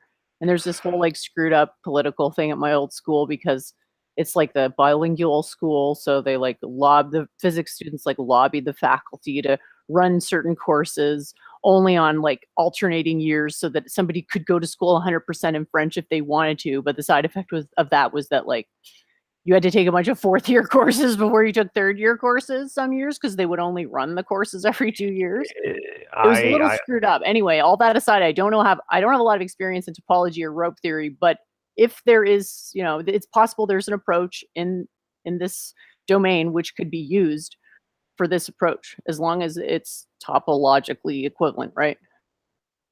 Right. And that's where I'm betting on the former NASA physicist that apparently seemed to have lost his job after stealing rocks from a safe for love and writing a book about it and assuming that his analysis of the hyperbolic figure 8 knot isn't wrong. Because I haven't seen anything that's presented that insinuates it wrong. Then again, I am looking for different similar forms. Think of it like this. It's 3 plus 1, and you got delta x, delta px. That's 2 variables, but they're not independent, right? So you have 2 to the 3, E8. 2 variables per dimension. Delta x, delta px, delta y, delta py. And then you times them together because they're independent, and you get 8. But it's not truly 8, right? It's not 8 independent dimensions. It's 8. It's a cardinality of 8, but there's going to be a symmetry, just like in the periodic table, right? It's like there's 7 periods, but there's only 4 period sizes. So I don't think E8 is necessarily contradicting my theory to make a short story long. Well, E8 seems to account for a hell of a lot of stuff. That's why Gary Lisi's like, oh, this seems to be very fascinating. There seem to be a lot. And that's my other, if I was going to basically kind of steelman something against Mr. Roberts there, I would say it's, okay, well, if E8 seems to line up, but it's not quite done, you could almost make the same argument for like the whole hyperbolic figure 8 knot, although there are calculations there that recent experiments at 4.2 sigma seem to kind of steelman as well. It's like, okay, again, maybe it's just coincidence, but the more and more data I see, I'm like, all right, this seems to be a stronger and stronger case here. The interesting thing is because, okay, whether or not that's true or not, the sheer fact that if we're looking at something like this, because this was something I had done like a little bit of a satirical video of, because I had asked one of the CERN researchers if what was it? I think it was a researcher at like 3.2 sigma or something, maybe a little more, about like one of their different decay things where they're like, is this a new force? This was like a month or two ago. And it's like, is this a potential sign of a new dimension? And he's like, well, not necessarily. But at the same time, earlier in the day, I'd watched one of the Wolfram Physics things, and I'm listening to it, and apparently Jonathan was pointing out that as the dimension increases, the exponent, I believe A of t, actually decreases because you're going up at a volumetric rate. So the exponent actually wouldn't need to be increasing at a similar rate. There was something about like the speed of light either relatively decreases or it increases at a lot. There was something there that I'm like, that sounds interesting.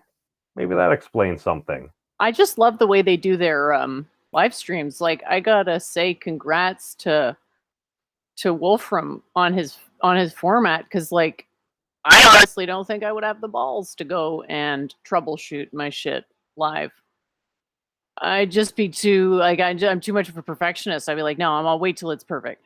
But what he's doing is really enriching the space, is giving people a chance to voice their opinions. And he's actually got his mods in the chat. Like, I had a convo with John.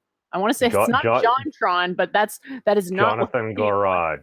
He's the PhD that one oh god, I was about to say episode, but to be fair, it was an episode. Dr. Wolfram wanted to try something, and what he was trying to do, he wasn't exactly sure of how to communicate it. And at one point, he's like, well, what do you want to do, Jonathan? He's like, no, Steven, you wanted to do this. We're doing this. And I'm like, this is so hilarious. I'm like, this is watching like Harry Potter and like Dumbledore kind of go at it. Yeah, because his guys push back on him. And that's a sign of a good teacher, because some teachers are just, I don't want to say terrorists, but they engender or enshrine a culture of don't effing disagree with me, right? And he's, clearly got good lines of communication, because they'll just jump right in.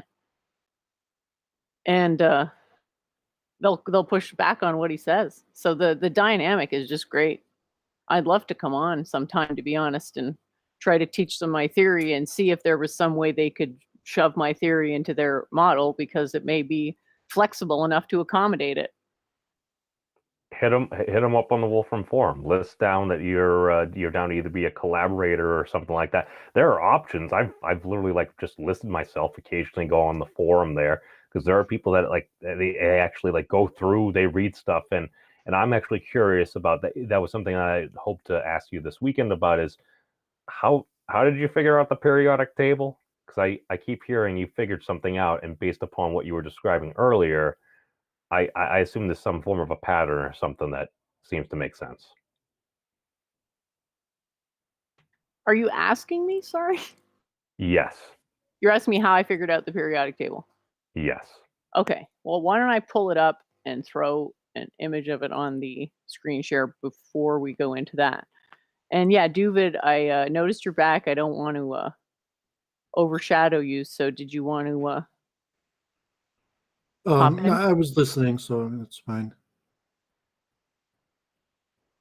Yeah, it's just going to take me a minute to find my diagram here. How did I do it?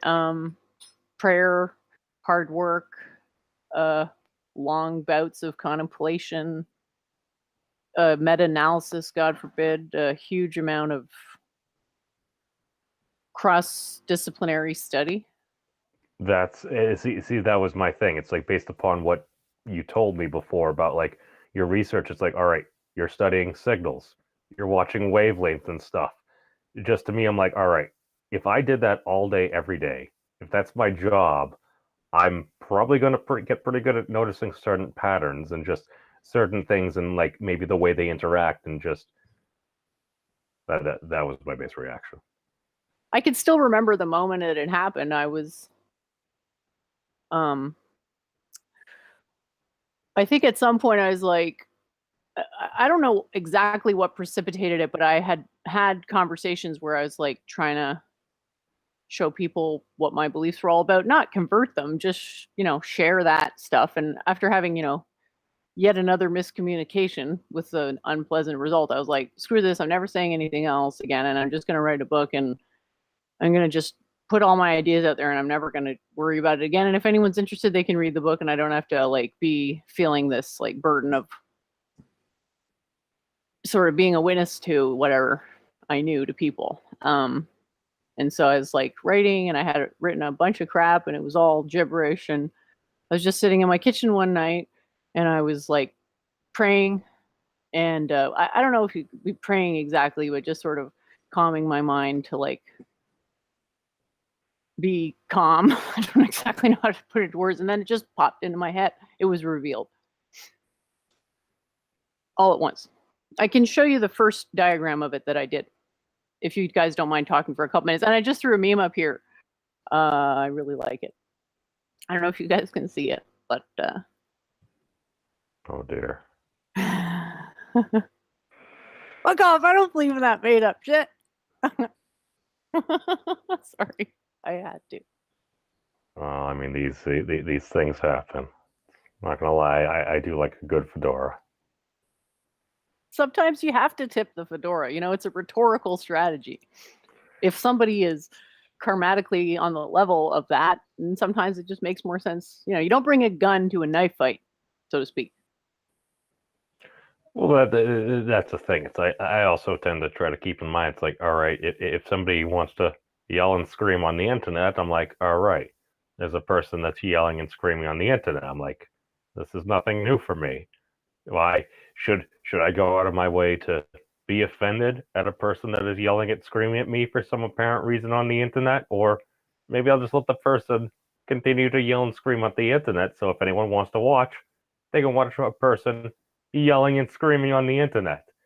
And sometimes I just point out exactly what's happening, and sometimes people get angrier, and sometimes they just rage quit. I think it's kind of hilarious. It sounds like you're getting some positive benefits from employing various strategies of dealing with people who may not be 100% sympathetic to your opinions. So if anyone's interested, I have displayed my very first drawing of the QMPT. Don't judge me. So yeah, it takes a while to sort of get. It's not the greatest, is it?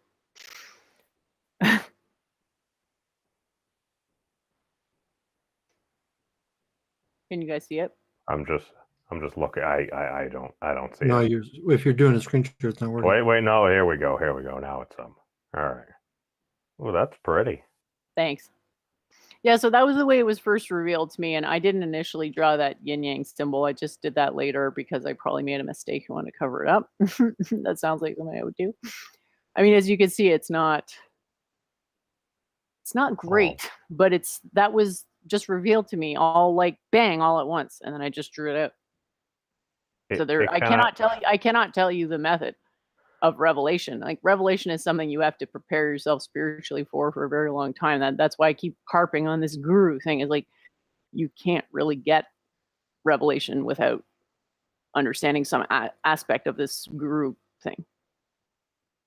I mean, aside of it being like a beautiful geodesic, at the same time, it kind of reminds me of the lock Minato put on Naruto to seal away Kurama.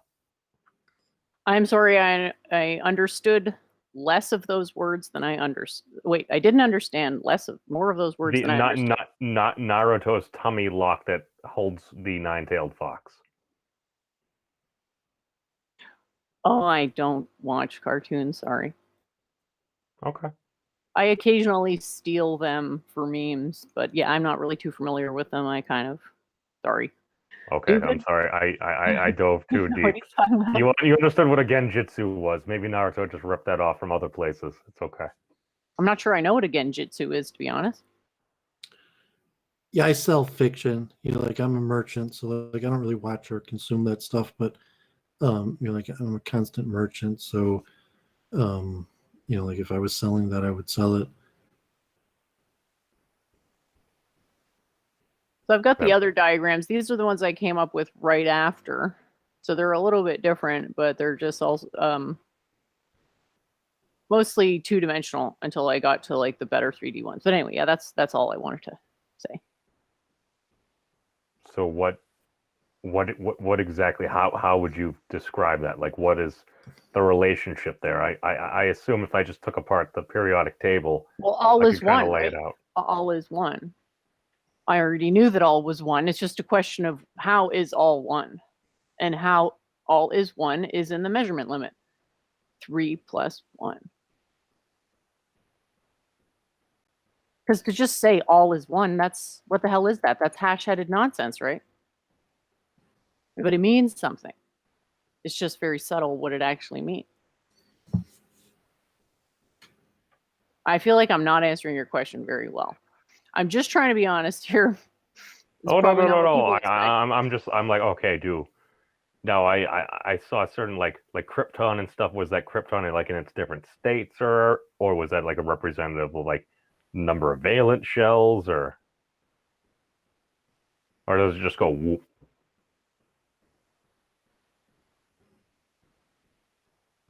Hello? Hello?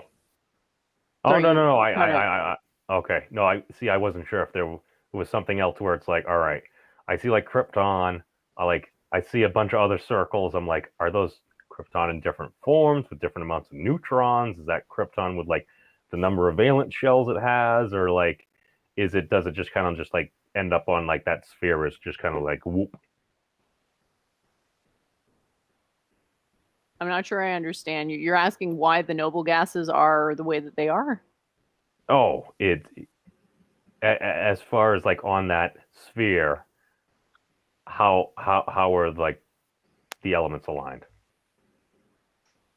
I will pull up a diagram of it. Let me see here. I saw there appeared to be some alignment, but go on. The noble gases would just be full valences. So I don't know if you can see that there's 7 valences in this. So there's like one with 16 spheres, one with 9. If we go from left to right, there's 16, 9, 4, 1, 4, 9, 16. Can you see that? It's coming up now. So this is a 3-dimensional object, and it has 7 layers to it from left to right. And the number of balls per layer is 6, 9, 4, 1, 4, 9, 16. Huh. So each of those completed layers is the noble gas. But you got to include all the subordinate layers when you're actually doing the diagram of the gas. So helium would just be the central sphere.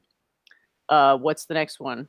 Neon would be the central sphere plus the first set of 4 to the left. And then what's the next one? Krypton? I don't even know. I'm sorry. I didn't memorize all the noble gases, but the third noble gas would be the 414.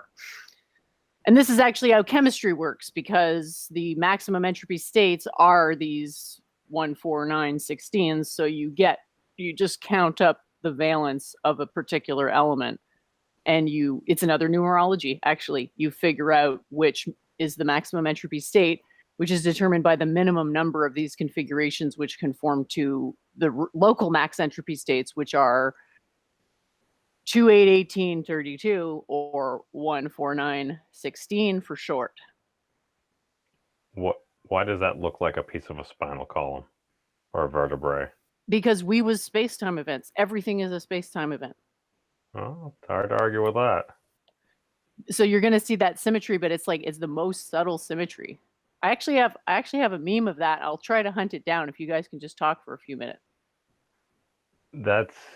I'm just looking at that. I'm like, so is that like everything minus hydrogen, or we just kind of include hydrogen with like the central ball that's technically also helium? Yeah, hydrogen would be the central ball, but you would draw it like in a lighter color to indicate that it was just the first state, not the second. So basically we're just kind of like going along and just adding more and more protons as we go. Yep. Well, let's say you have element number 11. You figure out, how do I add up 2, 8, 18, 32 to get 11 in the shortest order? So what you're trying to do is use as few as possible to get the number. And as you can see, I remember back when we were kind of like, they were describing and kind of, well, more or less lying to us about like electrons and kind of how they worked. I'm like, it's a little particle, but it's also a wave. And it just keeps on spinning around, but it's everywhere at once. I'm like, well, that doesn't make a lot of sense to me. If you're like, well, it's an electromagnetic force that's not quite a cloud, but I'm like, all right, there's some energy ball over here. I've watched Dragon Ball Z. That makes sense to me. Okay. But they're going through like that. I'm like, wait a second. Can I take uranium and potassium? Because based upon what I've been taught and filling up valence shells, can I make uranium? Would it be a dangerous bomb that would glow highly purple, kind of like when Goku goes Kaioken? I don't know. I don't think it would actually work. Because sodium and potassium, they're the ones where if you add water, it keeps on getting a more and more volatile reaction until you get to like francium, where it's like you take a tiny little bit, you drop it in water, it goes boom. well, we could figure out, the range of possible reactions if we built a neural net large enough to contain all the information in such a way that it was properly geometrically accounted for. We can't just shove the, what are they called? Gibbs free energy values and hope for the best, because that's not going to tell us what the enantiomers are. But if we actually used the correct geometry and understood the correct quantum levels, we'd be able to figure out any possible reaction as well as its precise ignition energy. I think some of the Wolfram models are dealing with that. Maybe not specifically uranium, potassium, but I know they've developed a lot of stuff for like chemical engineering and stuff. And they do say something about the geometry of elements and stuff. And I haven't listened to as many of those videos as I should have. Well, they're going to be having limited results because they're relying on valence shell electron pair repulsion, right? Which doesn't Oh, I even don't know. predict the shape of water, right? So Vesper theory, which is the abbreviation of that, Vesper predicts a linear water molecule. Water's not linear, is it? It's kind of like a drop. Well, water molecules are bent. That's why they say water is polar. It's a polar molecule because there's an angle of not 180 between the two hydrogens. But why? Shouldn't they be maximally repulsed? Well, water also has a brain. Well, does it? Well, that's what I'm saying. Like, they're going to get limited results if they're not using the right axiom. Yeah. Well, People. if you tell the computer Vesper, it's going to pop out a linear water molecule. How much use is that going to be? Well, I don't know if that's how the model works. I assume they were updating it to maybe account for things. I don't know. I've never used it. Oh, okay. So you don't really know what I'm talking about in chemistry then. It's like a basic chemistry thing. Okay, never mind. Sorry. No. I just assume you're saying that. All right, there's so many valent shells. These things ain't gonna mix just because they don't tangle well. No, this is the axiom of chemistry. Valence shell electron pair repulsion. That's an axiom of chemistry, but it's an axiom that doesn't predict the polarity of water, so it's a problematic axiom. But yeah, did we want to come back to trying to zero in on a definition for the word meme? Because Sure. I'm sure Doovid knows a fair bit about this, because the history is that it was first coined by Dawkins, wasn't it? Yeah, I mean, it's kind of similar to the qualia concept, and like as a biological moniker that Dawkins coins the term to refer to like a phenotypic representation of genes. To more colloquially in the internet age, to like the slang term that's and the question that was memes, like, is that like a textbook scientific term, or is it kind of just like a Dawkins jargon tool that really, or we say like, no, I mean, memes is something you could find in a legitimate biology textbook. I'm pretty sure LOL has been added to the dictionary. Well, I mean, like a dictionary that includes slang. Right. Yeah, I think Merriam-Webster and Oxford English Dictionary have probably both added it. I'll check. If you guys don't mind, I'll just read the first paragraph in the wiki here. A meme is an idea, behavior, or style that spreads by means of imitation from person to person within a culture and often carries symbolic meaning representing a particular phenomenon or theme. Very generic. A meme acts as a unit for carrying cultural ideas, symbols, or practices that can be transmitted from one mind to another through writing, speech, gestures, rituals, or other imitable phenomena with a mimicked theme. Supporters of the concept regard memes as cultural analogs to genes in that they self-replicate, mutate, and respond to selective pressures. So it's essentially anything that anyone else imitates. This definition is quite general. That's the power and the problem with it, because it's so open. It literally can be almost anything. I think Well, the that's key the power thing of the term to generalize this thing that if you're talking about technical jargon turning into a common concept known to the common man, and the transfer or the history of how some sort of technical jargon becomes a common expression, and then like the science of expertise, the level of meaning, where you could say there's higher and lower understandings of the concept of meme, that you could be a very intelligent person, say meme, and mean something, or you could be a very unintelligent person and say meme and also mean something intelligible at a lesser level. You could also be talking about the same thing. Well, yeah, obviously. it seems like the really central part of the definition is that it's something that can be mimicked.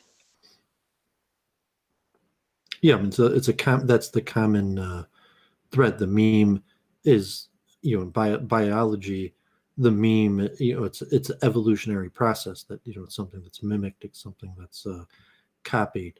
that So I guess this would come back to your idea about expertise. Is all expertise a meme? Is something that can be learned through mimicry?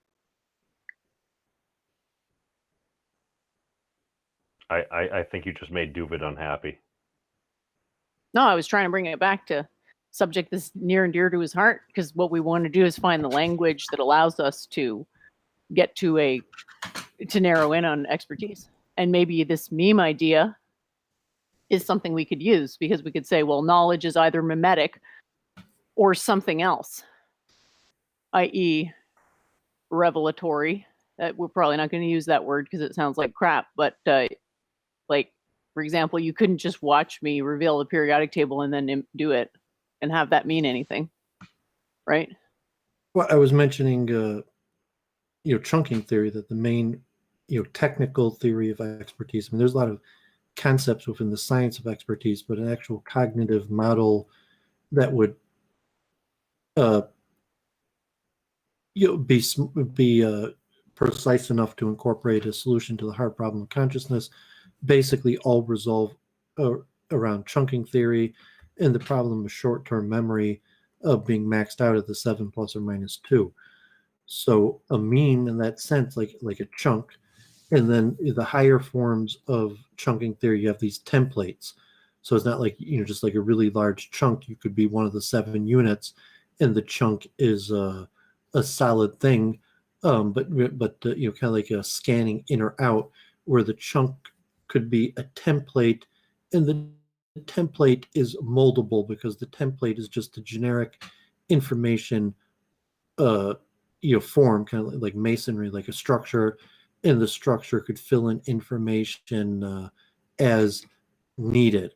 So in that sense, like, a meme could be a term within multiple truth hypothesis, within a chunking theory of consciousness, where a meme is some sort of memory unit to conjure up multiple parts of the brain of people at the same time, and also likely multiple truth hypothesis, where a meme might fall into cognitive dissonance theory, where like music, where you have dissonance and resolution, that a meme could provide some sort of dissonance resolution almost in a scientific way, even if it's like a little gimmick cartoon, but in a way it's pointing out, like any form of comedy in general, it's pointing out, like Seinfeld, do you ever wonder why people do such things in stupid ways?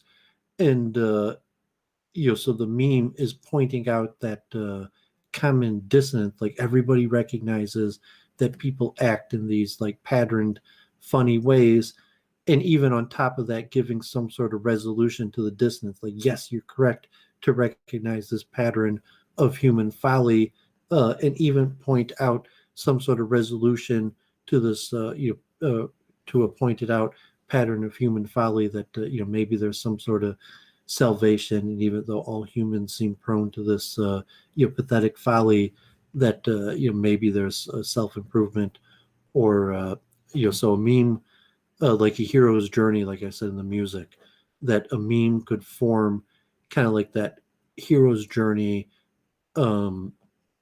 process in one little piece of information, kind of like a qualia as a parallel. Do you think there's quantum chunking? Well, quanta are already in chunks. Think about it. The chunks, that's quantizing. When you're chunking, you're quantizing. That's the same thing. It's come back to numerology again.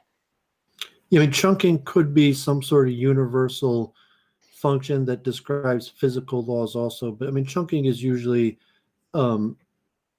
referring to the cognitive model of memory, and possibly overflow to things like expertise. But chunking theory is more a cognitive model of memory. So presumably it operates on the quantum basis, but the theory doesn't necessitate being reduced to the quantum level. And generally, chunking theory matches neurological data, but chunking theory was developed almost completely based on psychometric data and measurements, not on neuroscience. It just turns out, like cognitive dissonance, that the theory like cognitive dissonance and chunking theory are more in line with the current information on neuropsychology than other theories, maybe like Freudian theories. And it's likely you could predict that as quantum mind advances, and that will bolster and support things like chunking theory, but that's basically completely speculative. That what type of advances in quantum mind, whether they'll bolster or hurt chunking theory, and maybe Jennifer has some sort of insight of I would presume that advances in quantum mind are likely to bolster chunking theory, but I'm unaware of any studies or serious work in that field as of yet. So I shouldn't add peanuts to my chunky peanut butter. Well, I mean, you could be a wordsmith and come up with clever memes, but saying like, no, I'm saying like, don't put the wagon before the horse, in the sense that you don't need to go to quantum chunking. Like, saying chunking theory is a serious subject. Quantum is a type of chunking. Yes, I mean, if you have thoughts of, if you understand the chunking process, and you have thoughts of like, yeah, I could see how that would operate on the quantum basis, and even a way that it would make predictions, or even to understand material law as a form of chunking, because I said chunking is kind of like a soft science. It's a cognitive explanation that just has parallels that of what's going on in the brain, as opposed to like a physical law about particles and matter. So, as of now, chunking theory is not necessarily, I mean, it kind of parallels how neurons make in neural pathways, that a chunk is like a neural pathway. And the reason why you could remember something is because these neural pathways have been, chunked and through physical processes.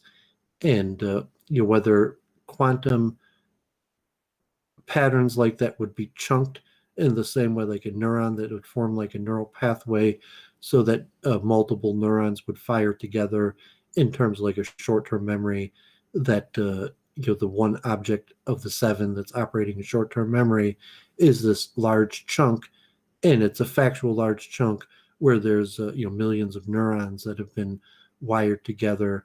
And so that's kind of the current status of research on chunking theory, as opposed to a quantum theory, where saying what would be the physical mechanism, like a neuron that would wire something. Like you're saying that quantum effects could be harnessed by neural, like the Hamarov and the microtubules, to say like, well, are the microtubules like wired in a way that they would harvest quantum effects in a different way? And like, does Jennifer even understand that well enough where she could explain, is it possible that a microtubule could be altered in like chunked in a certain way, where now quantum effects are going to be harnessed in the certain pattern way of a larger chunk of information storage? That's a good question. I'll go with it. I would say that chunking is itself a coordinate system, and so we could recover whatever language we had in a field model using that coordinate system were we so inclined, because it lends itself to a translation, and it is subdividing the one. In the monad article that I wrote, I tried to give a few examples where you're always starting at the one, i.e. the primordial sphere. So you could just say, well, I'm chunking up the sphere. So I'm starting with the sphere, then it gets super compressed, and it becomes a different shape due to the compression. And the end result is going to be a linear combination of all the eigenstates. So the primordial state, the second to primordial state, the third to primordial state, and you can look at those as chunks too. And you can even look at quantum theory itself as chunking, because it adopts a statistical distribution model. And what is statistics but chunking things into histograms and letting the histogram size go to 0? I hope that Cool. was not totally confusing. Well, I mean, it's yeah. You're gonna have something. It's like, why do we define it as one? Well, we could define it as pizza. What do we say? It's a whole. It's a whole. It's something that's there. It's something that we're calculating upon, and I just think it's absolutely fascinating when you're just kind of going through. You kind of start looking at the geometry. I'm like, well, this is getting more interesting. I'm hearing things. It's like, all right, I hear a lot of folks. They seem to kind of like be running into some issues. A lot of them seem to be the same issues, and I just noticed people are, I don't know, they're trending towards similar things right now. It's getting very exciting. Quantum. There is no true barrier between any of us. There are only perceived barriers. But if they're perceived, then they're conceived, then they're achieved. And so they're de facto real until the observer effect kicks in and people realize, oh, information can be transmitted this way. And then there's a harmonization, and then the harmonization frequency gains energy. And guess what happens when energy builds? It keeps building due to something called inertia. So this is exactly what the model would predict: quantum transitions, i.e., you're crazy for years. Insult. One super friend called Doooovid. And then all of a sudden, oh, well, what? Well, how come we don't have more quantum mind scientists on the stream, Jen? It's like, what? Okay, there's I guess the light switch went on at some point. Praise God. Now, isn't inertia the enemy to entropy, Well, I don't like these. or the rival? The rival. Let me say it that way. I would say that the universe is primarily founded on order, the order of the periodic table, and is secondarily founded on chaos, the entropy. And it's a perpetual dance between order and chaos. But for every layer of chaos, you can peel back to a layer of order. And for every ordered system, which is not isolated, it will have the action of chaos perpetually howling at the gate. And it's just it's a forever dance between these two actions at the very base of it. I always kick around once in a while when people start entertaining all these ideas. When people like, oh well, God doesn't exist or something like that. It's like, oh, okay, your definition is blah blah blah. But I'm like, all right, what if we're gonna entertain the idea? It's like, well, so you're a science project. Oh, it's some higher dimensional creature's science project or something. It's like, all right, well, if there's a higher dimensional being, that's gonna have a context in and of itself. But it's like, well, what would you do? Why would you create the universe? I'm like, well, if there was inertia, depending on how you set up the experiment, what if you just generate motion, and depending on what you're optimized for, what if you got out more energy than you put in? Even if it's not observable to those within the bound universe. I don't know. Are we basically just some hyperbolic hourglass that's generating a little bit of glow for somebody's pantry? Again, absolutely impossible to validate speculation, which suggests we should pull back to the meta-analytical framing of why do you feel perpetually drawn towards speculating on things which cannot be demonstrated? I'm probably a crazy person. Well, it's because you're human and you want to anthropomorphize, because the desire to anthropomorphize is a natural instinct, because we remember things are salient via anthropomorphizing. We don't remember facts. We have no context for facts. And our mind subconsciously want to remember things because we know that we're evolved for intelligence. And so we're going to try to disguise knowledge in an anthropomorphized way. Then you're trying to find knowledge in a pre-existing anthropomorphism. And I'm saying, well, you're talking about God here. You're talking about a God that I don't know, and I can't find this God using science. I apologize for my blasphemy. It's okay. It's not blasphemy. It's just your subconscious really running amok. So you're going down a path which leads to nowhere. Why? I was given a response that I would give in the back of a pub probably about 15 minutes before closing. I forgot where I was. I know you're excited about it. I get it. I mean, is it because you want to discover something new, or I don't know what No, the I wanted motivation- you to explain why I was wrong, so I wouldn't make the same comment in another avenue, and Well, then if you're argue in a way that speculating something that has no substantiating evidence, you're already outside the domain of science. ouch, Jen, ouch. It's not. I mean, I know it does hurt sometimes, but truly, like, I am That's just true. doing this for your own good. I want you to enjoy the garden of science with me. Oh, It's I appreciate. No, this is how you learn. It's like, all right, they just spit out a bunch of BS, and I was told it's like there's absolutely in no way. I'm thinking of the Bueller meme or whatever it was. It's like you just vomited out a whole bunch of words, and nothing in there was a coherent statement in the least. That's just where my mind's going right now. You mean that said to like Vince, like eventually he'll be at the point where he could do on his own channel a week in review, and somewhat like a Masonic or advancing in management. If you're high in management, basically 24/7 you're doing week in review. So if you're like a low level employee, you do week in review just once. Maybe you get paid, you go in front of your boss and you make sure, or a daily review or checklist to a certain point that there's superiors that are looking over to make sure that you're carrying out your task and you're getting your pay to when you're the superiors, not only your task that you make sure you carry out, but you're in charge of other people's tasks to make sure that they're being carried out. And so like Jennifer, the math teacher, just like teach me something interesting, or like Doovid, just like tell me some interesting tidbit of knowledge, to a structured, logical, formatted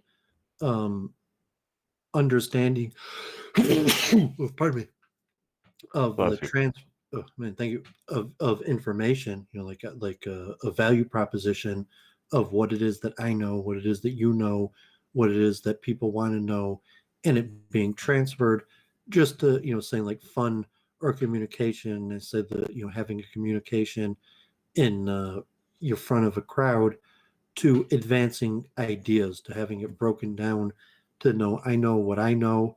I know the current knowledge of what I'm looking into, and I have a reasonable assessment of the knowledge structures, so to say, the chunks of the people I'm dealing with, and how that complements. And if you think like Luke Ford read a critique of Eric Weinstein, it's basically what I've been telling Jennifer, that yeah, we have to come up with books to advance our ideas, and the books generally have to follow the structured, accepted format of academic literature, which means a comprehensive literature review, historical review of the idea you're talking about, in order to put the idea that we're talking about in perspective of what the previous great minds have thought about the similar subject. Because saying, what is it that I'm answering, what is it that I'm solving, and obviously very likely that the great minds historically have also thought about that. So you need a literature review, and then to put your idea, and then to show what your idea does that those other ideas don't currently do, or how it does it differently or better than the current ideas. And then some sort of conclusion analysis, that what does it mean, your new theory, in light of the current structures, like Jaff's analysis of Kuhn's structure of scientific revolution. That proper academic paper has to kind of have that structure of the scientific revolution analysis, the current state of knowledge, what your knowledge is coming to change, and some sort of analysis prediction about how what you're putting forward is going to change the current structures. And Eric Weinstein completely failed to do that. So basically, probably some more citation, and don't start off with your academic literature that you're putting out there with. Essentially, I'm kind of trolling here. It's released on April 1st, and I'm basically a podcast host, and here are these kind of silly words, and at some points in my paper, I get a wee bit silly. Like I employ the kayfabe there, and it's like, Well, he just thinks he's really smart. What he's saying, he might be really smart, but he's not a scholar in the way that does He's he not a actually physicist. know the literature review of what the previous great minds have thought in relation to what he's saying. And can he conclusively say that where does his ideas fall in the greater structure of the current human knowledge? And he's like, I'm the smartest person ever. My ideas are so great. I don't even need to look at what other. But that's not the way academic literature is done. You have to do a review of the current state of knowledge on the topic you're talking about and how his idea, what's it coming to change, how's it different. And so that was entertainment.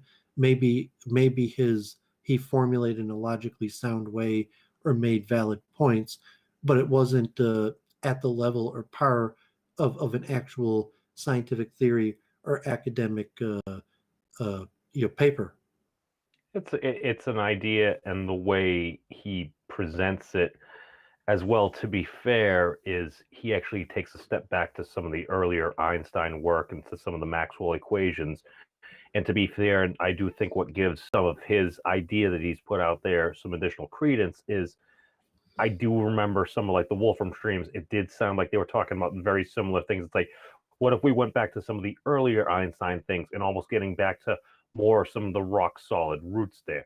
Now, each individual's project and how much they're relating, giving the historical context and everything, I'm not necessarily sure how that may work, but the whole like Diable graph and everything he has there may actually, depending on how you have that torus going in the middle of it, may actually explain how you see, like, it kind of reminds me of what Jen was saying about completely like almost like knotted up photons, like coming up as like mass, like some form of like a topological obstruction in a way. Like I hear similar things being said, so I'm like, I don't know. Maybe it's coincidence. Maybe it's a theory of everything. I don't know. I think it still has some work. And actually, he just didn't structure it in a way that is like a scientific paper that could be tested. Like it's just platitudes where it's like, what did he really say? What's his real insight? He just has a paper and say, well, what new did he put forward that now you could do something different? And it's not even clear. Saying, is he just repeating and structuring things that are already known in paper format? Kind of. And it's kind of like, like what you say, like, like everybody does this. And you say, like, well, name one. It's like, well, I can't name one because all of them do it. And you say, like, yeah, if everyone does it, you could at least name one. So it's like, what predictions, what solutions to all the world problems, so it's like Eric Weinstein just solved all the world problems. It's like, well, demonstrate one. It's like, no, I don't have to because he solved them all. And so just, it's funny because it's like it should be even easier. If he solved them all, it should be even easier to get an anecdote. You could get an anecdote while you were drunk, high, and dead. Yeah, people derive all those in all those different states apparently. But what the thing is, it's just funny the level of insanity that communication is broken down to, isn't it? That people are willing to say these things. Yeah, I wanted to analyze the Josh Neal on Ed Dutton and the American Radical about the QAnon as a religion theory. I'm not sure if you saw that or if you've seen. Dutton's been talking about that for a while, but that their talk where they went pretty deep into QAnon as like a religious movement. Spencer's been saying that for a while. This idea that social movements function theocratically. I can't imagine where he got that idea from. No one's ever said it. Oh no! I mean, nobody's ever gone behind the quote unquote God Emperor persona. It's like, this person will lead us to the promised land. Where's the promised land? Shh, we can't necessarily say. It's like, really? Oh no, he said it. It's Constantinople. Drunk on the street. Just from like a dissonance process. It's a nice city. As society breaks down, people become more desperate. People search for a savior, and QAnon is just a generic religious structure where you have a savior type figure coming to deliver people from our salvation from the horrible People are being told situation what they want to that hear. we currently find ourselves in, and it creates sort of a social structure or a point where people could rally and make friends in networks around this kind of like salvation type despite the fact that it looks like everything's turning to crap, that Q is coming to save us, giving us, or like hero's journey type thing where you're getting special information where a person's like, I recognized what I'm being told is false, that I'm in the matrix, and so now I'm going to get that prophetic wisdom that's going to give me a new insight on how to view the world. And then you have your fellow members, like occultic type movements of the people that have rejected larger Your party society members. and found common salvation in like a common savior, in this case Q, which is just basic anthropology, or even Freemasonry. So I mean, it's not even, or even Sanatana Dharma, that these structures it's really just karma yoga, that things fall into structures like these. Well, If that's it's Q, interesting. if it was a deity in ancient times, but now that it's Q, that's a Masonic anthropological structure that as established structures collapse, people need salvation in new structures. So Q is representative of a new rising structure to replace the sinking, decaying old structure. And really all movements in religion take this if it's the Joseph Campbell hero's journey of going out of society and being separated from it, where you get special information that allows you to re-enter society and be a hero and change society, that you've been given this special information. And if Q's a fraud, and it's like like a false savior, if it's Gandalf in his anti-Christian tirades, or Lowell in his anti-Christian tirades, that you say, okay, like Q's a false savior, in the way you say Christianity is a false savior. Or even I was talking with Luke Ford or Charles Moskowitz, like, okay, what if you're a Jew and you say my religion's a false religion, my savior is a false savior, but I'm still going to go with it. I'm still a Jew. It's what I am. Maybe you could convince me that it's not really true. The structure is not inherently godly, or the connections of the predictions that the religion supposedly makes isn't accurate. But you're saying, well, it's my system and I'm going with it, because what else am I going to do if I dump this system just because it's false? I'm going to have to choose another system to replace it, and chances are that other system I choose to replace it is going to be false also.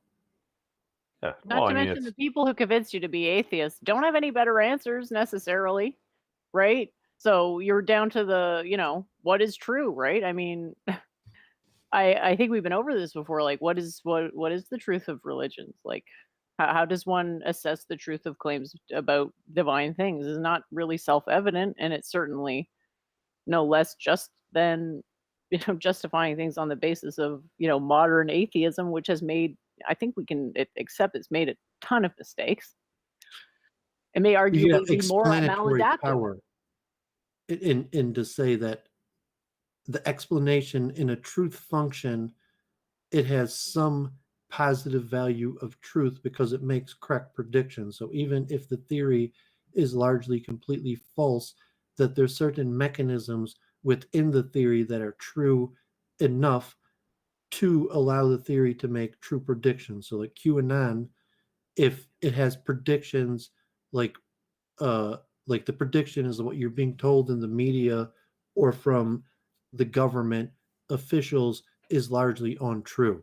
So if that's an axiom of QAnon, and you could assess the truth value of that axiom, and let's say that that has actually a reasonable truth value, that a QAnon person that's skeptical what the media and government is telling them is probably not that true, is actually a reasonable axiom.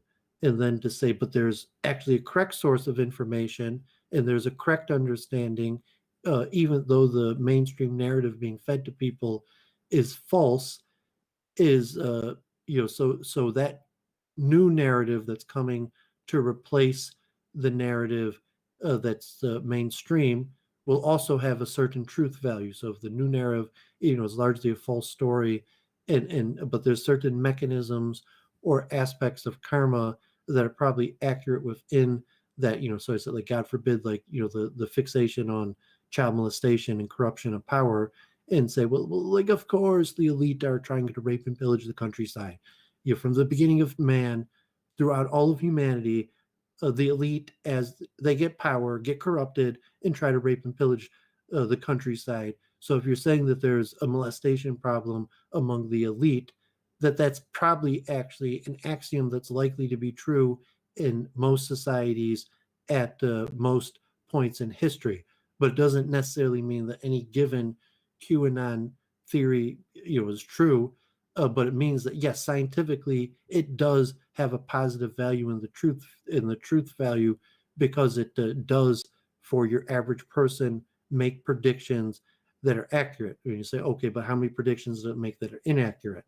And you say, okay, so the truth value of the function would say, okay, an objective assessment are the axioms, how true are the axioms, and then to look at the predictive power, what type of correct predictions does it make, what type of incorrect predictions that does it make. And that's how the multiple truth hypothesis would analyze it, and to say that, yes, all of these worldviews would produce some sort of truth value that would be an assessment of its ability to make correct predictions.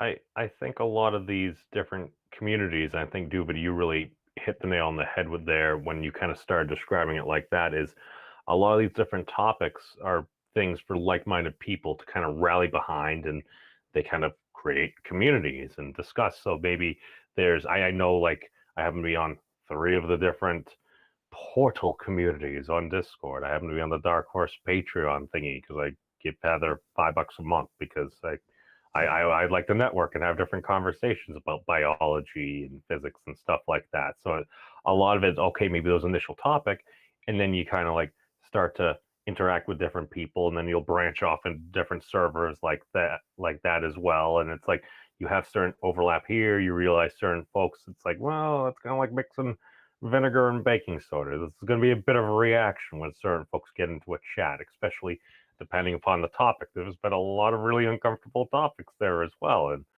some of those conversations I find fascinating. Depends on the topic. So back to the observer. Yeah, I was just thinking, like, predictions versus rationalizations, right? Where prediction is an accurate, account of what's going to happen if you do X, Y, or Z, and then rationalizations is, doing something and then being like, well, I had to do it because of this reason and that reason and that reason. And I'd say there's like a balance of predictive ability and rationalizations that comes along with any ideology. And the question is, which has the healthier balance? And I think the religious people have pretty much won, because, like, what's the other side? It's rationalizing. It's like, well, I'm right because I'm an atheist because it's right. And like, what do you got to show for it?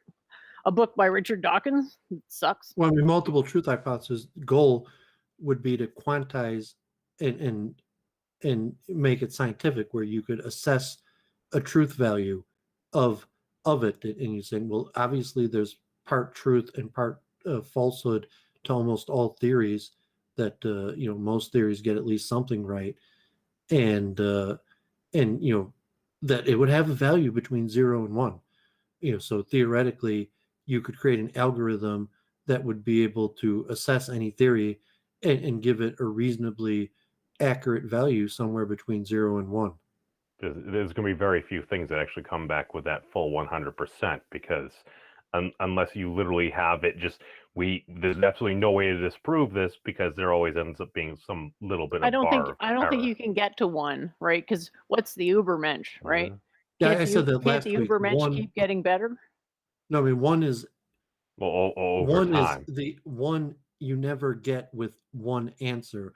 1 will be the sum total of all possible theories. So if you have one dominant theory that appears to be true, so much so that all other theories are false, then it'd be 0.999, infinite, that this one theory is the one theory, but you would have the infinite set of all the other potential theories that could explain it, that are infinitely close to zero. But even in that case, you would not have one theory that equals one. You would have one theory that limits at one, and the one total would be the one theory that, so to say, true and limits at one, plus the infinite set of all the other theories that limit to zero. Oh, and now we've come full circle. Where We're they back to one. that was my initial formulation of the mathematical algorithmic expression of the multiple truth hypothesis, that the sum total of all axioms and their conclusions equals one. And saying that everything has a truth function, but the sum total of all the truth functions has to be one. Oh, it's the infinity group. Yeah, I'm saying there is only one truth in the sense that the sum total of the truth function of all the truth functions is one, but on any given topic, to say like, no, I mean there's multiple truths and they have varying truth functions, and even on when the truth function limits at one, that still doesn't mean that that's the only truth. There's still an infinite set of other multiple possible truths. They just limit at zero. And even the possibility of an explanatory multiple truth hypothesis, that truth functions could change over time. So just because that you have one truth that limits at one, and you have the infinite set of all other truths that limit to zero, because basically they're not true, but over a period of time that the truth value could change, and the one dominant theory that did appear to be limiting to one, and from the infinite set of false theories that appeared to be limiting to zero, that over time that could change, and it's like, no, we were incorrect, and the values change over time. Doovid, right there. I think if we actually plotted that on a Wolfram hypergraph, you just described mimetic evolution. Because if you looked at it over time, you could see that there would be shifts, and as the graph continued, maybe there'd be some intersects, maybe there'd be influences down the line.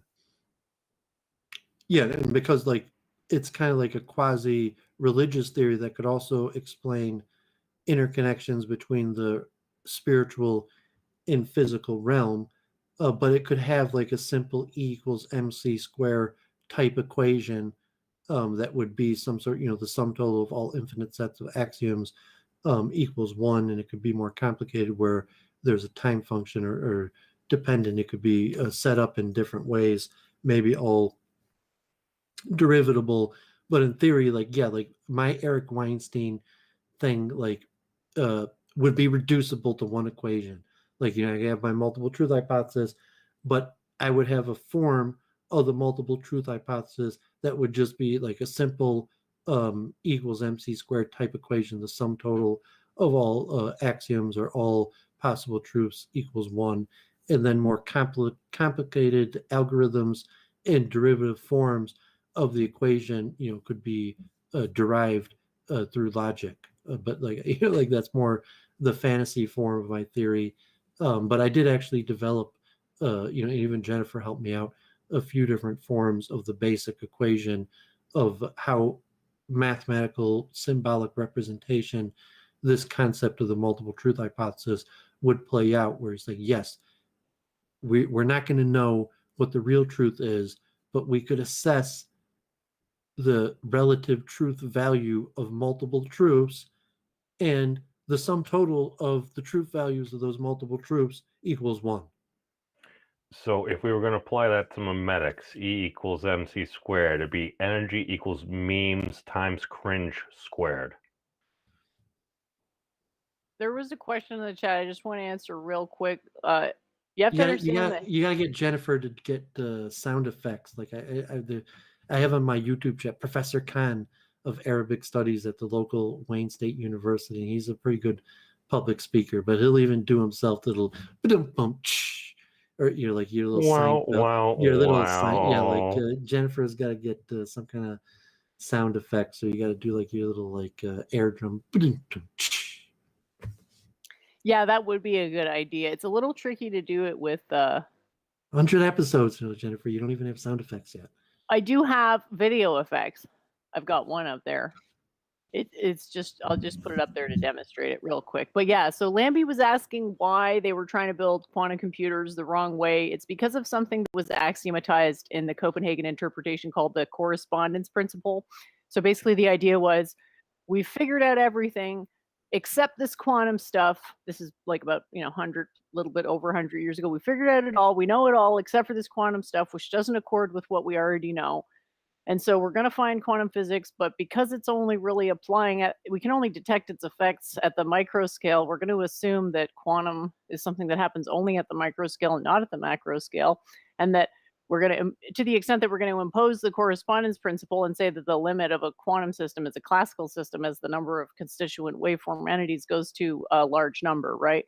So they're just operating off this incorrectly interpreted axiom that the only way to get quantum effects would be at this, absolute zero tier situation, because that would be the only way you could have a system that wouldn't be disturbed, because it really only occurs in systems which are not collapsed to their classical counterparts vis-a-vis the correspondence principle. But that's not accurate, right? Quantum is the thing that operates everywhere. And classical, what we call classical physics, is actually the special case. But it seemed like it encompassed everything at the time, because we only exist on one scale of space-time continuum, so we do have that subjective bias. But great question, and sorry to disturb. I'll let you two continue and listen in on this.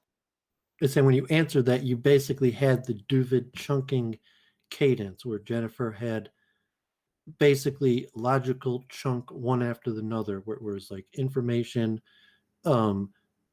chunk added to it, where she's trying to give you a reasonably large chunk answer of information, but the cadence delivery method, where it's one piece added to another piece added to another piece, where it's like da da da da da da da da da da da da da da in terms of delivery, and the even Jennifer, if she went on for like 3-4 minutes there, they're like da da da da da da da da.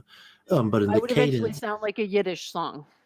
what I'm saying, in the cadence, each da da da da is an additional chunk you're adding to the perceptual information.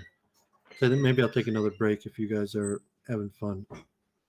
See, Yeah, Lambie, I realized I never quite got to the answer of like, why can't we have quantum effects on them on our own scale? It's like, we can have quantum effects on our own scale. They're just subtle and they're hard to understand, because we have to like know how to phrase the question before we can answer it. So the Copenhagen interpretation was like their best ditch effort to phrase it so that they could get an answer, but their axiom ended up not matching up. So it led to incorrect conclusions, aka we have to build this absolute zero quantum computer because reasons. And then it took me sort of like bashing people over the head for a couple of years, being like, no, this is how it works, this is how it works, this is how it works. And then there were people were like, fuck you, haha, you're so wrong. I'll prove you're wrong. Shit, I proved you're right. Okay, I got a science prize. So it's like, people can only do what they believe is possible, right? It's funny how those things seem to work. But see, I thought the whole thing with quantum computing was, okay, maybe we want to start to strive to, I don't know, maybe some level of artificial general intelligence, or how do we start to get along those scales? We already have natural general intelligence. Why don't we understand natural general intelligence first, and then the application of putting it into a mechanical system will be trivially easy. Right. I mean, that's ultimately kind of like what I was kind of going with. Either that, or maybe you just instilled in me. If so, thank you. Just modern mimetic theory. It's like, all right, well, if there are mimetic tensor networks and stuff, if you could actually try to start to like build an AI using some of these like similar functions, and well, just kind of mapping them on. You're saying there's a mimetic tensor network, but you don't know.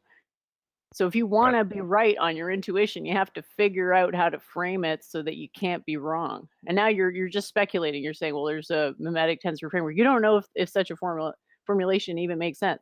Not to be mean or anything, but don't we use that for quantum? And aren't we all? Well, no, but you got to start at the beginning. You're trying to start in the middle. That's fair. And I'm saying we haven't even defined the metaphysical nature of a meme yet. It's also fair.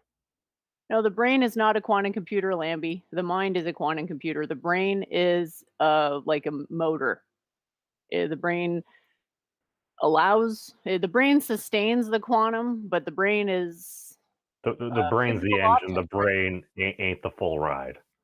Yeah, exactly. The brain is the like you the best model I think for consciousness is a very complex and large fountain. So think of like one of those beautiful decorative fountains like times in gajillion, and you're on your way to visualizing your own consciousness. The brain is the solid part. So the tubing. And then the mind is the water. Hmm. So because See, the mind is in the same shape of the brain for most of its trajectory through the tubes until it spouts out as water in the conscious thought process, they will have the exact same shape for most of their existence, correct? The water will take the shape of its container until it squirts out, right? yeah, until it's So perturbed. when you're it's not that's not what's being perturbed, that's just the natural cycling out. Photons have natural expansive energy. They're fundamentally moving. Vibrating is the more accurate term. The perturbations would come later on. You have to establish the fundamental nature before you start to do second and third and fourth field effects. I won't argue over where the We perturbation have to started. define what is being perturbed. What's the underlying architecture to what's being perturbed? What I'm getting at is a meme does a meme originate in the platonic realm or the concrete realm? That's a good question. That's the question you need to start with. I want to get you your answer because now you have an intuition and you're throwing some words at it and you're not exactly sure how to frame it. And I would say, frame it this way, and then you'll be able to know the nature of your intuition. Because right now you have two unknowns, right? You have what am I asking and how do I ask it? You got to start by answering one of those, which will Gotta answer the second one. gotta isolate the variables. Gotta isolate the variables. It's not Gotta so much set the bounds. isolating a variable, it's through process of elimination and contemplation, determining which axioms are necessary and sufficient. I totally didn't want to get caught here, but I totally It's an set myself up. ongoing process. Every time you do it, you will have to instantiate your axiomatic hierarchy and justify it. Why did you prioritize these axioms over those? You don't want to be caught with your pants down. If you have an opinion, you want it to be rock solid. Anywhere it gets attacked, you can defend. Now, I'm sure you can defend for most of the things and come out on top, but there's always going to be that tiny percentage where you're going to be caught with your pants down. So I'm saying let's just wield your pants to your hips. Oh no no no! I want my pants to be thoroughly jarred and everything because guess what? Then you don't get caught again in the same predicament. I mean, this is how I do it. Like I have this, perpetual awareness of how bad it would feel to be proven wrong and how much I want to avoid it. And so it instills a great care. And eventually you do get the right answer. So we got to answer it. Is our memes platonic or concrete? What is the fundamental nature of a meme? See, that's now you're giving me a lot of work. A lot of times I just kind of take the opposite route. I'm like, I'm just going to throw something out there and a smart person will basically be able to prove me wrong. I'll push back a little bit, but if they thoroughly defeat it, it's like, all right, now I have my answer there. And I let someone else do the work for me. It's probably why I annoy a lot of people, actually, now that I think Science about is it. an active pursuit. If you're delegating your thoughts to someone else, you'll always have uncertainty, which we should seek to minimize, lest we be caught wrong. Right. No, Because you know what's I going to do happen, that. eh? You're going to be proven wrong in the worst fucking time. We'll be looking back and it'll be like, this couldn't have been a worse timing. Because that's just how karma is. It creeps up. You can get away with it. We can get away with partial answers for a while, but eventually, oof. My thing is I do like analyzing things, but my problem is very often I'll analyze something, especially after I listen to something that kind of either confirms my Bayesian priors, so I'm just kind of like, oh, this kind of supports what I was saying. So I start to think, well, maybe this is true. So that's why I kind of like will go out there and just try to like throw something under the bus just to see if it can actually take it. I don't know. When I start to self-analyze, I start to draw these big, lofty things, and then you start saying things like, "Do singularities even exist?" So I sit back and I'm like, look into it. I'm like, all right, well, black holes are a thing, but that doesn't mean singularities exist. I would say no. But if you're uncomfortable with that idea, you can say maybe. No, no, no, no. Well, my thing is, I keep on looking back at the data, and I'm like, that to declare that at the center is a singularity. I'm like, well, we have no evidence of that. It's like, well, what if it didn't exist? Like, what would we observe? It's like, well, we still seem to have a lot of difficulty defining. It's like, well, are we observing a neutron star? Are we observing a black hole? And very often, it seems like we just assume that, well, it's of this mass, so therefore it needs to be this. It's like, really? I'm like, light starts having trouble getting out of the gravitational freaking well of a neutron star as well. I'm like, you're seeing it could just be just a simple phase change once you exceed a certain mass, and you're not spinning in a certain thing. It's like, yeah, there's something kind of funky going on. Doesn't mean it's a singularity. And I've been looking into that, listening and doing some research. I'm like, that's very interesting. I use the words interchangeably. I should be more careful with my words. So why don't you want to commit to the rather obvious answer that memes are of the Platonic domain? You can't pour a glass of memes, can you? It's, I mean, That's the it test. is That's the rule of mimetic. thumb. That's your test. If you can pour yourself a glass of it, it's of the concrete realm. Yeah, If but you if you actually can't, see a grumpy it's cat, of the the grumpy Platonic cat is realm. kind of concrete. I think it depends upon the form that you're ingesting it in. Show me the concrete grumpy cat. He No, exists in the Platonic realm. the grumpy cat is no longer with us. I thought you meant the meme grumpy cat. He Right, cannot which die. was an actual grumpy cat. Well, that is true actually. Yeah, okay, that's fair. At that Yeah, point, so I it's think you got to understand it. This is not about true and false. This is about how we understand philosophy. Do we assume that Grumpy Cat has existed since the beginning of causality and that it was just us that took 4 billion years to discover him? We could think that. Nobody could ever prove us wrong. So this is where truth is like people are like, I want the truth. I care about the truth, blah, blah, blah. It's like, no, you don't. You care about being right because the truth is, you can't handle the truth, man. Because once you get a so, taste of it, you got to keep going, and you realize you only have a tiny bit, and you want more and more and more and more. You can work lifetimes and only be like 1% of the way there. so what you're saying is grumpy cat has always been with us. What I'm saying is that whether or not that's true is a matter of philosophical disposition, not of absolute truth, because absolute truth, that's not something we have access to or can even define. So that is a tough one. That is a tough one. Well, this is the thing. Like, You start to sound like a troll after a while, but I'm not trolling you right now. I'm saying like this is what it is. It's that peering into the abyss of uncertainty and being like, okay, because most people are going to see that abyss and they're going to make their entire life about never seeing it again. it can be a scary place. You got to be brave. You know, that's one of the great attributes of Doovid is in a lot of ways he's even braver than me to stare into the sort of darkness of the soul of humanity. Yeah, it's not comfortable. Not a comfortable place to go. But the thing is that we all suffer through that. That's something that brings us closer as like spiritual seekers.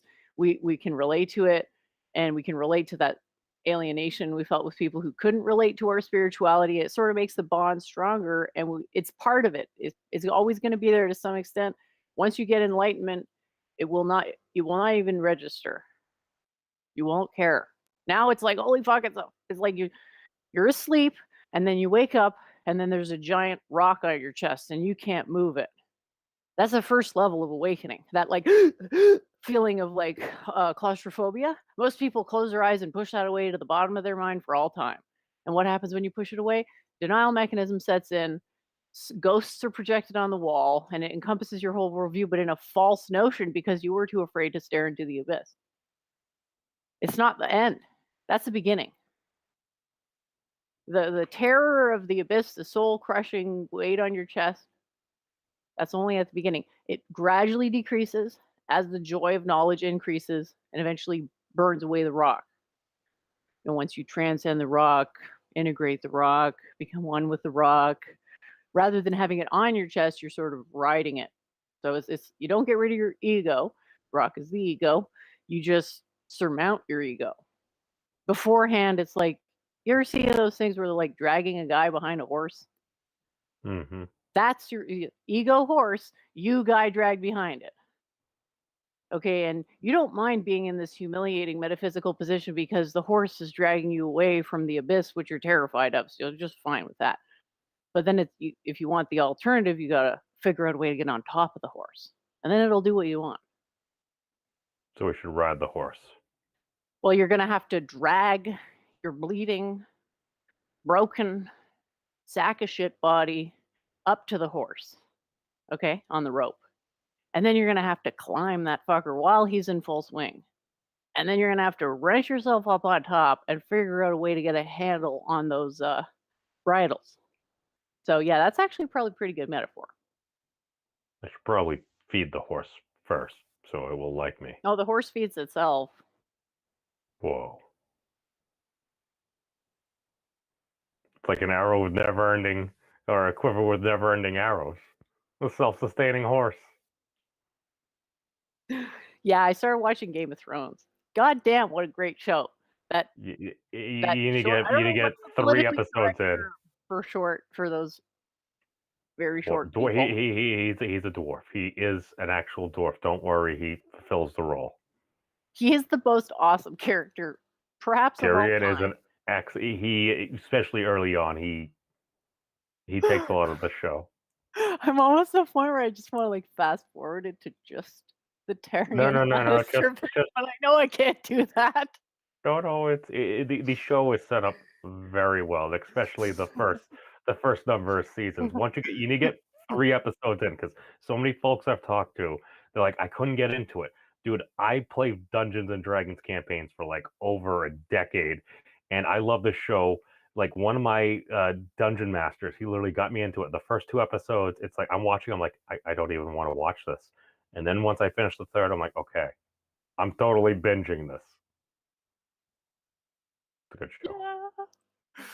Sorry, Doovid. Oswald is saying, and I want to just say sorry for the questions that were overlooked in the chat. I know someone asked in the beginning about someone being a crypto or something, and something about Doovid. There were some questions at the beginning that we never got to. So if you want to ask those questions again, I'm paying more attention to the chat, and I'll ask them. I just don't remember.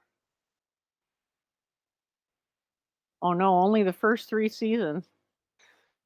3 seasons of joy and 4 seasons of pain. Oh, great. All right. You watch as far as you like. There seems to be. Let me put it this way: once the people putting the show together ran out of material by George R. Martin, that's kind of where things seem to. A lot of folks had issues. I'll put it that way. There's plenty of content out there. He just hasn't finished the last book. Okay.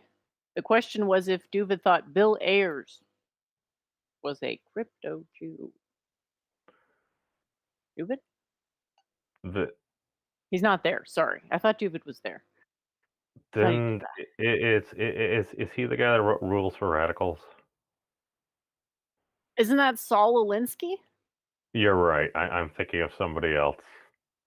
I don't know. I just have something from Sean Hannity screaming in the back of my head.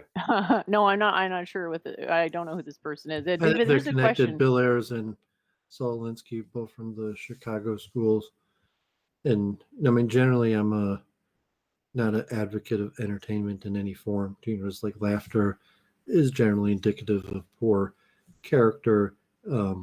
Consuming entertainment of any form, you know, say like entertainment's for poor people, music's for poor people.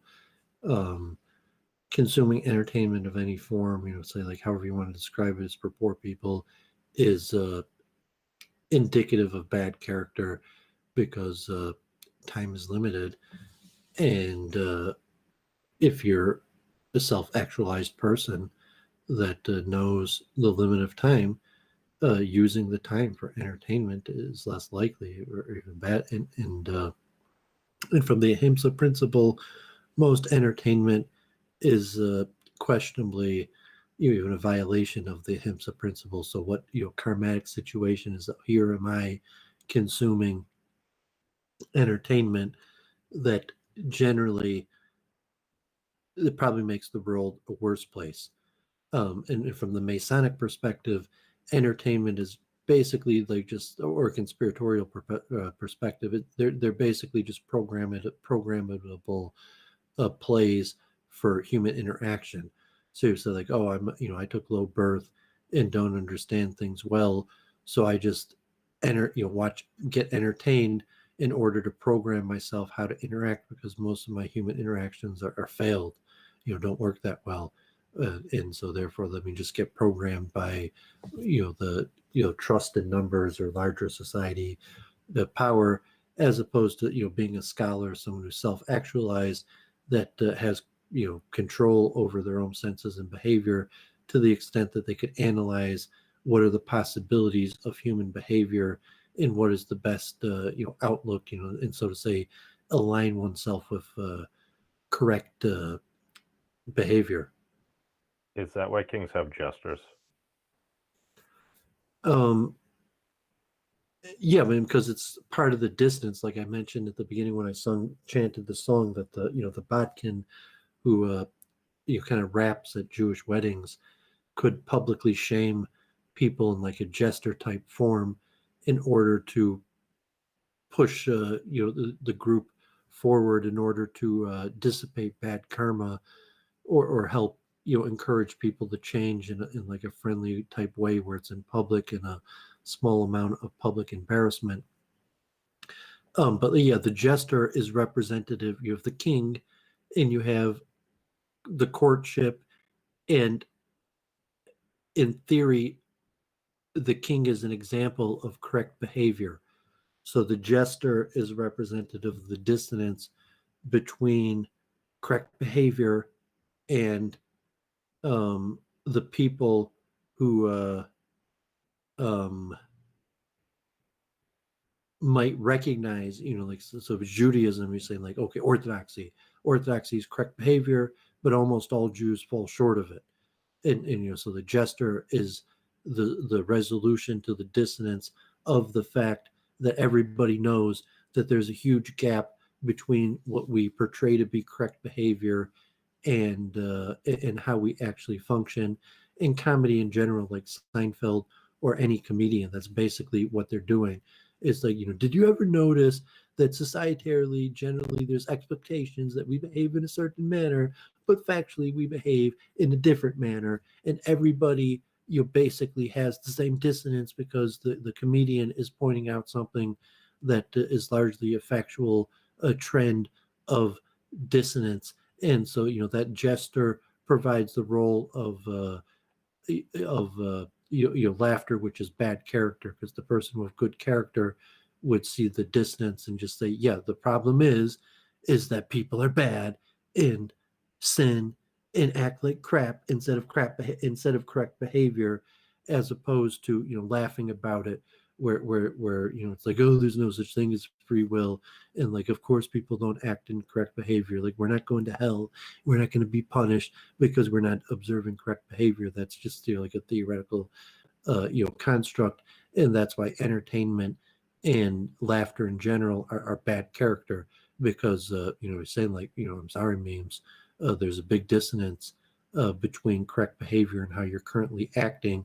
That's a release of the laughter, of the dissonance, to say, you're right, there is a large gap between how I act and correct behavior, versus the shame that a person should feel. A person who fears God, a person who wants to do the right thing, is like, oh man, I'm so ashamed of the gap between my behavior and correct behavior, that God forbid, there's no way I'm just going to laugh it off. I just totally want to clip part of what Doovid said right there, put it after a Jerry Seinfeld bit, just with like a grumpy Care Bear, just because it's like you just basically explained probably about 99% of all Jerry Seinfeld's material. Well, I mean, in theory, it's all comedy, period. Right. that Everyone's going to be assimilated into MTH. Seinfeld. Well, I mean, it's just an Oh. explanatory explanation of how things work.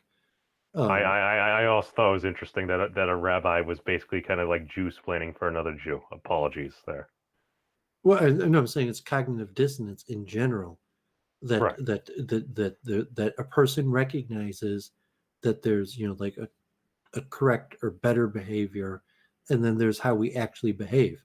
So all people have that dissonance, and comedy, laughing, is one of the ways to resolve that dissonance, and it's generally an inferior form of resolving the dissonance. The best way to resolve dissonance is to align oneself with correct behavior. So comedy is a method of resolving the dissonance while basically acting the same and not changing our behavior to correct behavior. So it's not Seinfeld's comedy or entertainment in any form, where you say, let me just sit here and observe some sort of fictionalized example of human behavior, as opposed to proactively using my time to figure out what correct behavior is and then aligning myself with that correct behavior. It's easier to just resolve the dissonance to let me just program myself with entertainment. I just thought it was funny that basically 7-second clip of you after any Seinfeld bit I just thought it was very humorous, because I'm like, you could have the Seinfeld, but you could giggle and be like, here's exactly what just happened. And that iterative ability, I thought it was powerful. The Doovid destroys Seinfeld meme. Yeah, well, I mean, Seinfeld's a pretty logical comedian, so Right. it's pretty easy to. But even if it's like Married with Children or something like that, the dissonance and resolution of cognitive dissonance in the comedy is usually quite clear in any form of comedy, where they're pointing out a situation where there was expectations of correct behavior, and then there's the falling short of the expectations of correct behavior. But if it's done well and the person has properly read the culture, they say that they've actually pointed out a larger social cultural dissonance, where as a society we have expectations of a certain behavior but get a lesser behavior on a regular basis. That the comedian has done their research, and sometimes the comedian themselves is the exemplification of that dissonance, like as a racial or category of where the comedian is the joke themselves, because the comedian themselves evokes the dissonance of people. Why Jews might fall into the comedian role, because just he's funny just because he's Jewish. That oh, he's so funny. And you're saying, well, what you really mean is like he's like he's Jewish. His behavior is Jewish, but the dissonance might be just, oh, he's funny. But it's like, no, you're laughing at him because he's Jewish and he behaves like a Jew. But you resolve your dissonance to that by just laughing at saying it's funny, as opposed to saying like, oh man, like this guy's a Jew, and therefore I should resolve my dissonance by recognizing that my behavior is probably suboptimal and needs to be improved. Sounds like we're back at what Jen was saying. How do we interpret things? Well, I mean, saying if a self-actualized person who, at least in theory, is on a self-improvement process. So when you look at a person like, well, like I've known you for a while, you don't appear to be improving. But at least theoretically, and then well, at that point, you're just judging a book by its cover. You could use entertainment and laughter as a tool, to examine like how do you know what correct behavior is. So you have to test it, and you could look like entertainment, like Seinfeld is like a test, like it's a possible behavior. Like you're moving out of your parents' house and you get your apartment in the city, and you're not sure how you're going to act when you get your apartment in the city. So Seinfeld might be a pretty good training manual for how to get along with people in urban areas. And that's kind of why it's funny. And it's funny because like you're scared and you don't really know how to get along in an urban area. And Seinfeld's like your guru, your teacher, like that. But from an objective measure, if you took really high birth, or had optimal training, would you really be getting training for how to deal in urban areas from a guy like Seinfeld?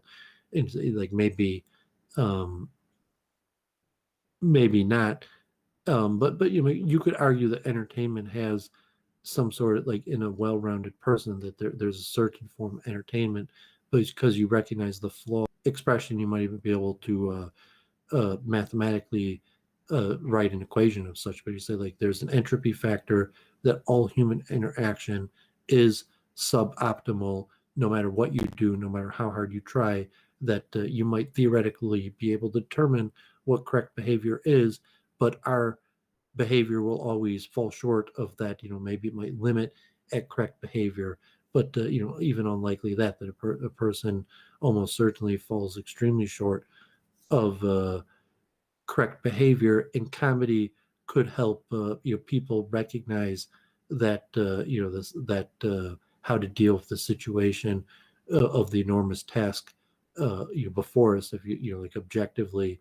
And even with like I was listening to Charles Moskowitz and Jay Dyer, and they talk like Jay Dyer likes to talk about the technocracy, and I could see a technocracy type thing coming, but the computer would have a much easier time, so to say, enforcing correct behavior.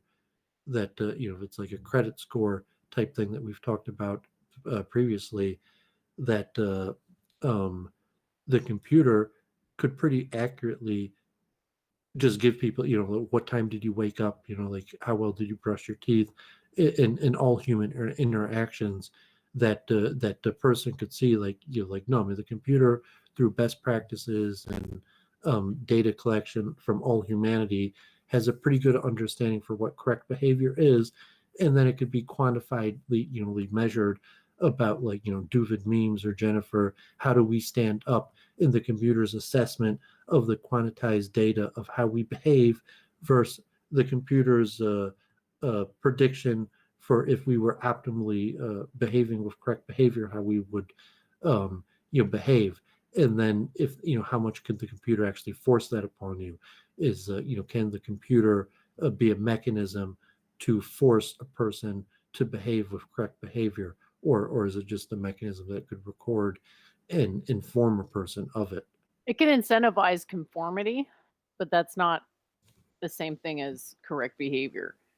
I think computers can obviously be used to, like, enhance what we know, but I don't think they can really tell us anything that we can't tell ourselves.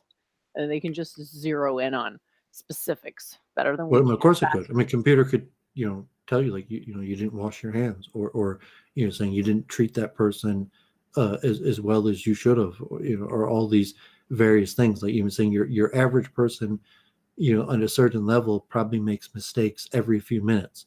That any given person makes thousands of mistakes every day, and on a small level of behavioral noticeable improvements, almost every instant a person probably could have behaved in a way that was noticeably better. And it's very likely that a computer could determine that and measure it, and like simple things, computer system that collected the data, where you could get an output, like here's when you went to sleep and woke up, and how many calories you ate, and here's a printout of all the conversations you had, and the various type things, where it could be quantitatively assessed and shown to a person. Here's you acted, and here's how the computer said if you had acted in the most optimal way in that situation is how you would have acted. And even punishment mechanism where it's your social credit score. It's like, oh, you didn't brush your teeth, next thing you know, your dental insurance just went up. And even on like a daily basis, where there's different factors of the social credit score, where it's like, Gandalf, you got mad and yelled at that person, and like instantaneously, that affected your social credit score, And when you went to the next place, everybody just popped on their cell phone, and they saw they could see your social credit score in a way like a public shaming, where the computer automatically publicly shames you because you could just look at your cell phone and it say like in lock on like, oh, here's memes and here's all the information about his behavior and the distance of his actual behavior to proper behavior. So basically, it's Laplace's algorithm. It's basically, all right, here's absolutely everything. And the funny thing is, that's actually part of the proposed, I believe, constitution for Asgardia, the first space nation. They do have an orbital satellite, a president, but they do not have a blue check mark on Twitter or have been recognized by the United Nations. I believe if they are recognized by the United Nations, they will get a blue check mark, and if they get a blue check mark, they'll be recognized by the United Nations. Seems kind of funny how that works. I don't know if this is true, but it's getting a bit late, and I think it's about time to hit the old dusty trail. But no, this has been fascinating. I love it. Okay, yeah, glad you're joining. Have you been doing research on dueling at all? Reading? I have not. I'm not even going to lie at all about that. Develop Although expertise. I keep bringing it up in different contexts and discussing with people about it, getting their views, and people bring up some very interesting issues, and then so I'm kind of doing it a little bit by trial by fire, but no. But then I keep on mentioning some of the things that you told me about it being like part of a credit score. I'm like, well, this would be a way to kind of like work it into society, and it is very intricate. But no, I do need to do studying.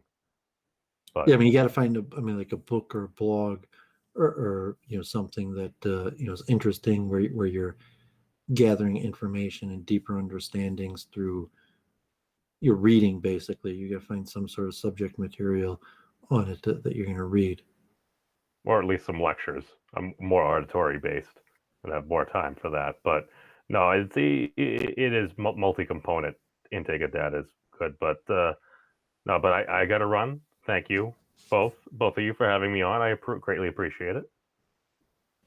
Thanks for joining. I appreciate it, and I look forward to the next time we can stream together. So just hit me up. We can do our show that we weren't able to get together last time. Sounds good. Peace out, everybody.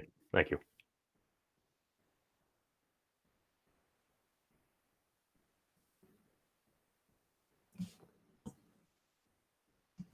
Yeah, there's a conversation about humor going on in the chat right now. I was going to say, like, most forms of humor are some type of irony, and when anything is allowed, basically, like, nothing is really all that ironic, because ironic is when something happens that you didn't expect. But if anything can happen, then there's no such thing really as irony. Oh, Oswald Spangler is now asking about the origin of the expression "blue-eyed man." Okay, yeah. So I didn't do a full academic or find a paper, but I use the expression because I think it's a useful pattern, and it shows kind of a division in worldview, and it's I guess like an edgy, transgressive reverse racism type role. They're saying like, oh, these people, the blue-eyed man, they're just acting that way because they have blue eyes. Of course, they're acting that way. Don't all blue-eyed people act that way? And could be a division, because like Jews, saying like, well, which side of are Jews, blue-eyed? So well, the blue-eyed Jews are acting like blue-eyed people, because there's it's more significant as a behavioral predictor.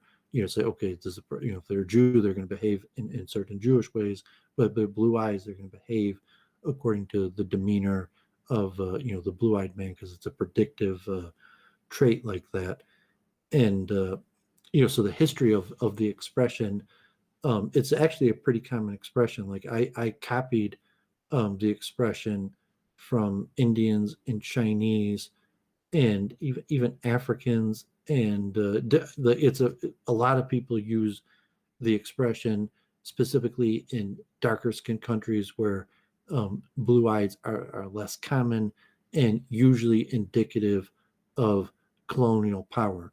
So like in India, he's saying like, or in China, the expression, the blue-eyed man, referring to the colonist, because the people who colonized India or China were not, even say that, okay, not all of the British colonists had blue eyes, but it was distinctive. The queen and the higher up of the elite that were doing the colonize were distinctive. They looked different, and the distinctive marker was generally assessed as the blue eyes. So the Aryan thing that we've talked about many times, of the hypothesis that the ancient Aryans were distinctively blue-eyed people, and the blue-eyed people today are remnants of the ancient Aryans, and that's the sign of the ancient Aryans, is scientifically very unlikely. However, so I know the Japanese use the expression the blue-eyed man to refer to the British, I think in the Shogun, like early 1600s, or whenever the British Navy has the first main interactions with the Japanese, and the Japanese refer to the British as like the blue-eyed people. I don't know what percentage of the British, even maybe a minority, but that expression was definitely in use in Japan hundreds of years ago. It might go back to the ancient world. I don't necessarily know if there's any historical record, like a Caesar or anybody referring to a tribe as blue-eyed people. There's notes on phenotype in the ancient world, like of Anglos, and their eye color. Although I don't think in the Roman world, like, they referred to Anglos as blue-eyed people, even though they had ethnographies that recognized the phenotypical traits. The Shah of Iran is probably the most famous person who used the expression in multiple terms when he described dealings with the West, and the Shah of Iran generally referred to the West in general as the blue-eyed man. So there's many clips of the Shah of Iran using that expression. And as I said, like, I've heard Chinese people mostly use the expression multiple times, and it's distinctive of, I guess, a worldview. Saying that blue-eyed people have a certain worldview, and you could assume as a predictive trait that if the person has blue eyes, they're going to have that worldview. And exactly what is that worldview? And is it, if you're a Chinese person, how do they see that distinctive, where they would see that there's this distinctive worldview where it makes sense to divide along the line of of blue-eyed people that have this worldview? Yeah, I guess I don't know that every blue-eyed person has the same worldview, but to the extent that it does influence worldview, I think we just have to look at if there's been any research done on the connection between personality and good-lookingness. Because I think we've all known a super good-looking person with an absolutely insipid personality in our lives. Well, I mean, it could be good and bad, and I think, no, I'm saying the blue-eyed man expression isn't like a sexual selection. It's usually referring to an ascribable trait to a different nation.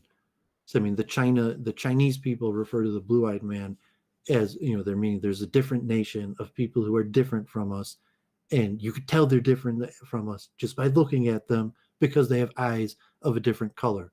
And it doesn't have to be a good or assessment, a good or bad. There's no good or bad assessment attached. It's just saying, here's a foreign people who act in a foreign way, and they have a very distinctive appearance that you could describe to anybody, even a small kid, that they're distinctively from a different tribe just by looking at them.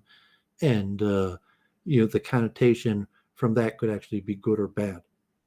Doesn't it's not, when you go to the blue-eyed man, doesn't necessarily have to be a pejorative.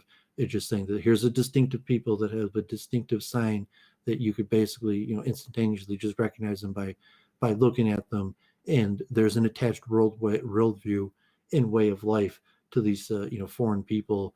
And if you look in America, it's like a Native American, Doovid's part Indian, and you're saying like who's the foreign person, like the blue-eyed man is even though they might be dominant, so the expression, the blue-eyed man is, so you wouldn't call the European the blue-eyed man in Europe because they're indigenous to that territory. So has a connotation when you call the blue-eyed man that in America that they're not actually native to this land, and even just by looking at the person, so you're saying like like where are you from? You have blue eyes. Obviously, you're not from North America. You're not a Native American. Just like if you were in China and saw someone with blue eyes, I mean, it's conceivable, but you say like, what your blue eyes? Obviously, you're not from China. You must be from a different people, and Yeah, the another thing you have to perspective. incorporate into this is that the more fundamental action here is contrast detection.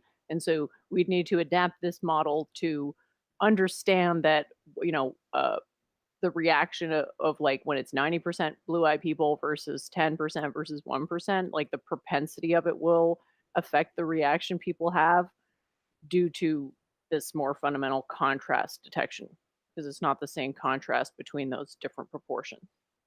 And distinctive interaction of tribes, if it's like black or white, or something where there's interactions of people and they're distinctively different in a way that any child could recognize, like any child, saying that what the implications of it mean, but you're saying like if someone has white or black skin, that's a difference that any little kid is going to recognize. If you say the training of what that means or how they understand those patterns, or you say like nations, like like no, there is no collective of blue-eyed people. It's inaccurate to say that they have a certain worldview or all think the same, or there's some like global blue-eyed movement but if you were historically in battle, like the Chinese or the Indians or the Africans, and you're saying we have been defeated, we have been conquered, our land has been stolen, our way of life has been destroyed and supplanted by a foreign people, and you could tell the foreign people by their distinctive of blue eyes, and so in that sense, it's like a pejorative, and it's common to post-colonized nations to use the expression of the blue-eyed man, because the blue-eyed man is representative of the British or the Belgium or the European colonial forces of these foreign people that that colonized these other societies and were distinctive in appearance. Yeah, it's all very interesting. And historically, say okay, but it was the blue-eyed man that colonized the world, at least recently. Saying if the Chinese man colonized the world, but it's probably an accurate figure that even like Jews, saying it was the blue-eyed Jews that teamed up with Europeans, but the colonization of the world happened in Europeans, largely by Europeans over the past few hundred years, and although not objectively fact like 100%, the blue eyes are the distinctive mark of the European. So the Chinaman, the African, or Indian, American Indian, saying who are these people that came and colonized our land? The commonality of all the people, China, India, North America, Arab lands, is that it was the blue-eyed man who came here and colonized our land.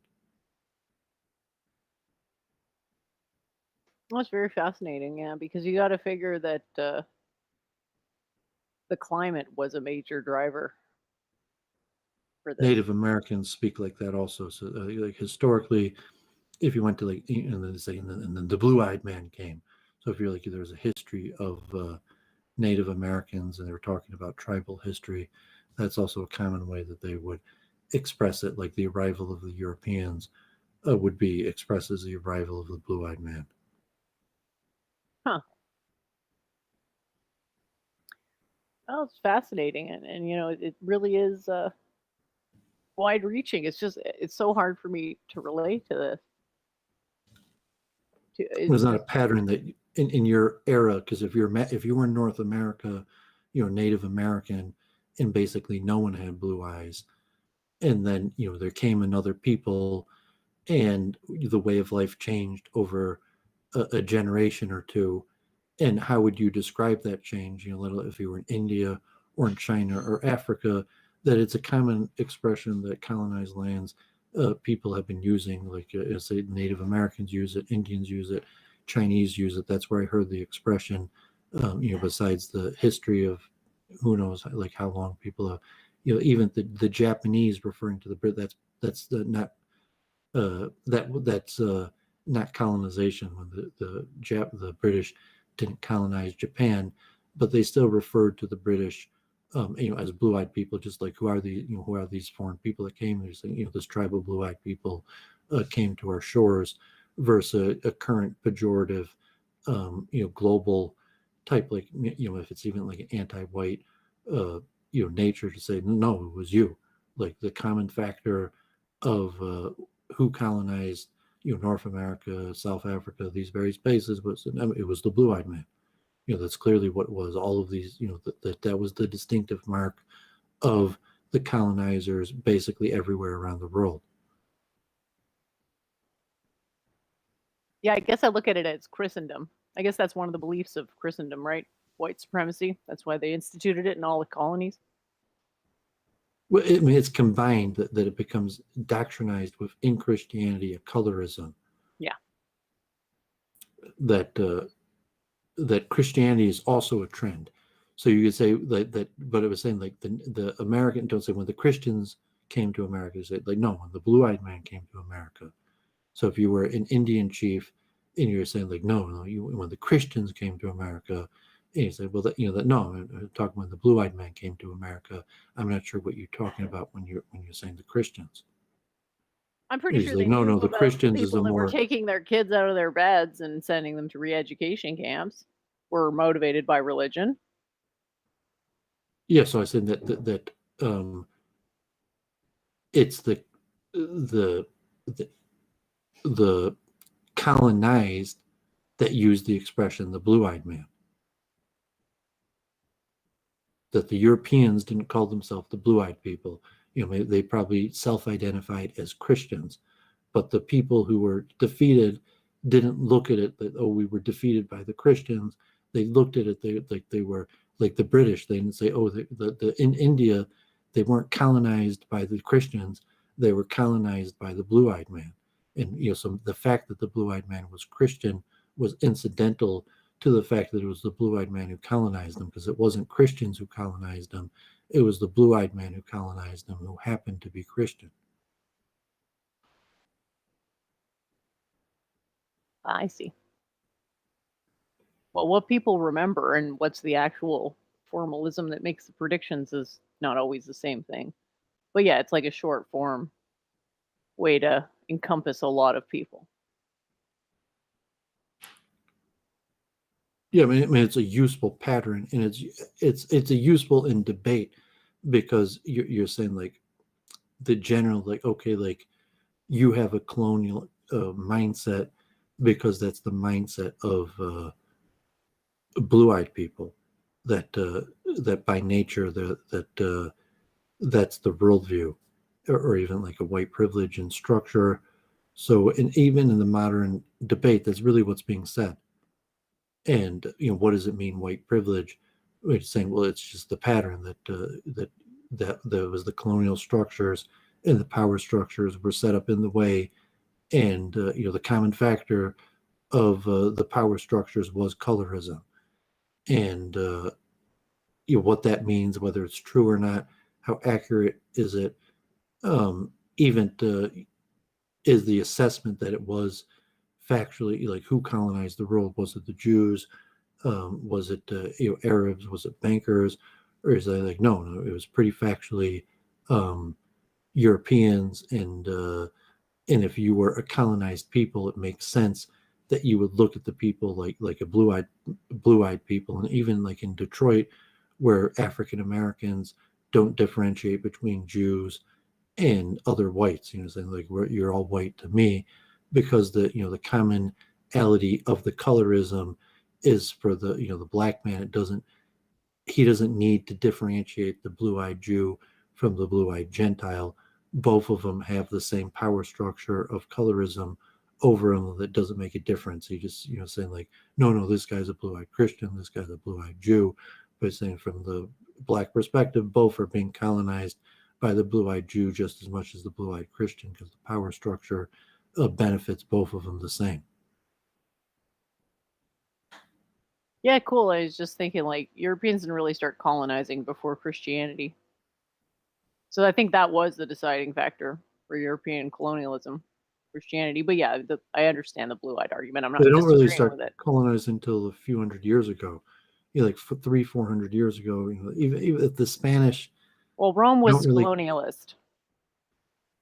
Yeah, but Rome wouldn't have been distinctive like a blue-eyed man colonizing. Rome would have been multicultural, and even the average Roman, saying probably wouldn't have been distinctive as a blue-eyed man. It's more the British, where Brits, especially in that time, probably had like 75% blue eyes. That when the British came to China or to America or any of these places, that like 75% of them had blue eyes, and it was distinctive. So if you were in India or in China and there was a colonial power and it was the British, it was you could just look at the people and they were different. They had a different eye color than the people who lived there. So that it's a recent history phenomenon of the last few hundred years, because in ancient times it wouldn't have been. It's unlikely in ancient times that there was blue-eyed tribes that conquered large parts of the world. Well, that's what I'm saying, because your hypothesis is wrong. The Christianity is what made them colonialists. The blue eyes were incidental. Well, it's not my hypothesis. I'm saying that the expression. I mean, so I use the expression because the expression itself says the opposite. It says like, no, the Christianity was incidental and the blue eyes were determinative. And so that, the expression is, yeah, because the common expressions are always right? Well, it has a political connotation to it that has, you're pushing your narrative just by using that term. And that's why I learned it from Chinese people, and actually I saw them. I had a professor at Stony Brook, who studied under Alonzo Church. I learned logic from was it Professor Wang.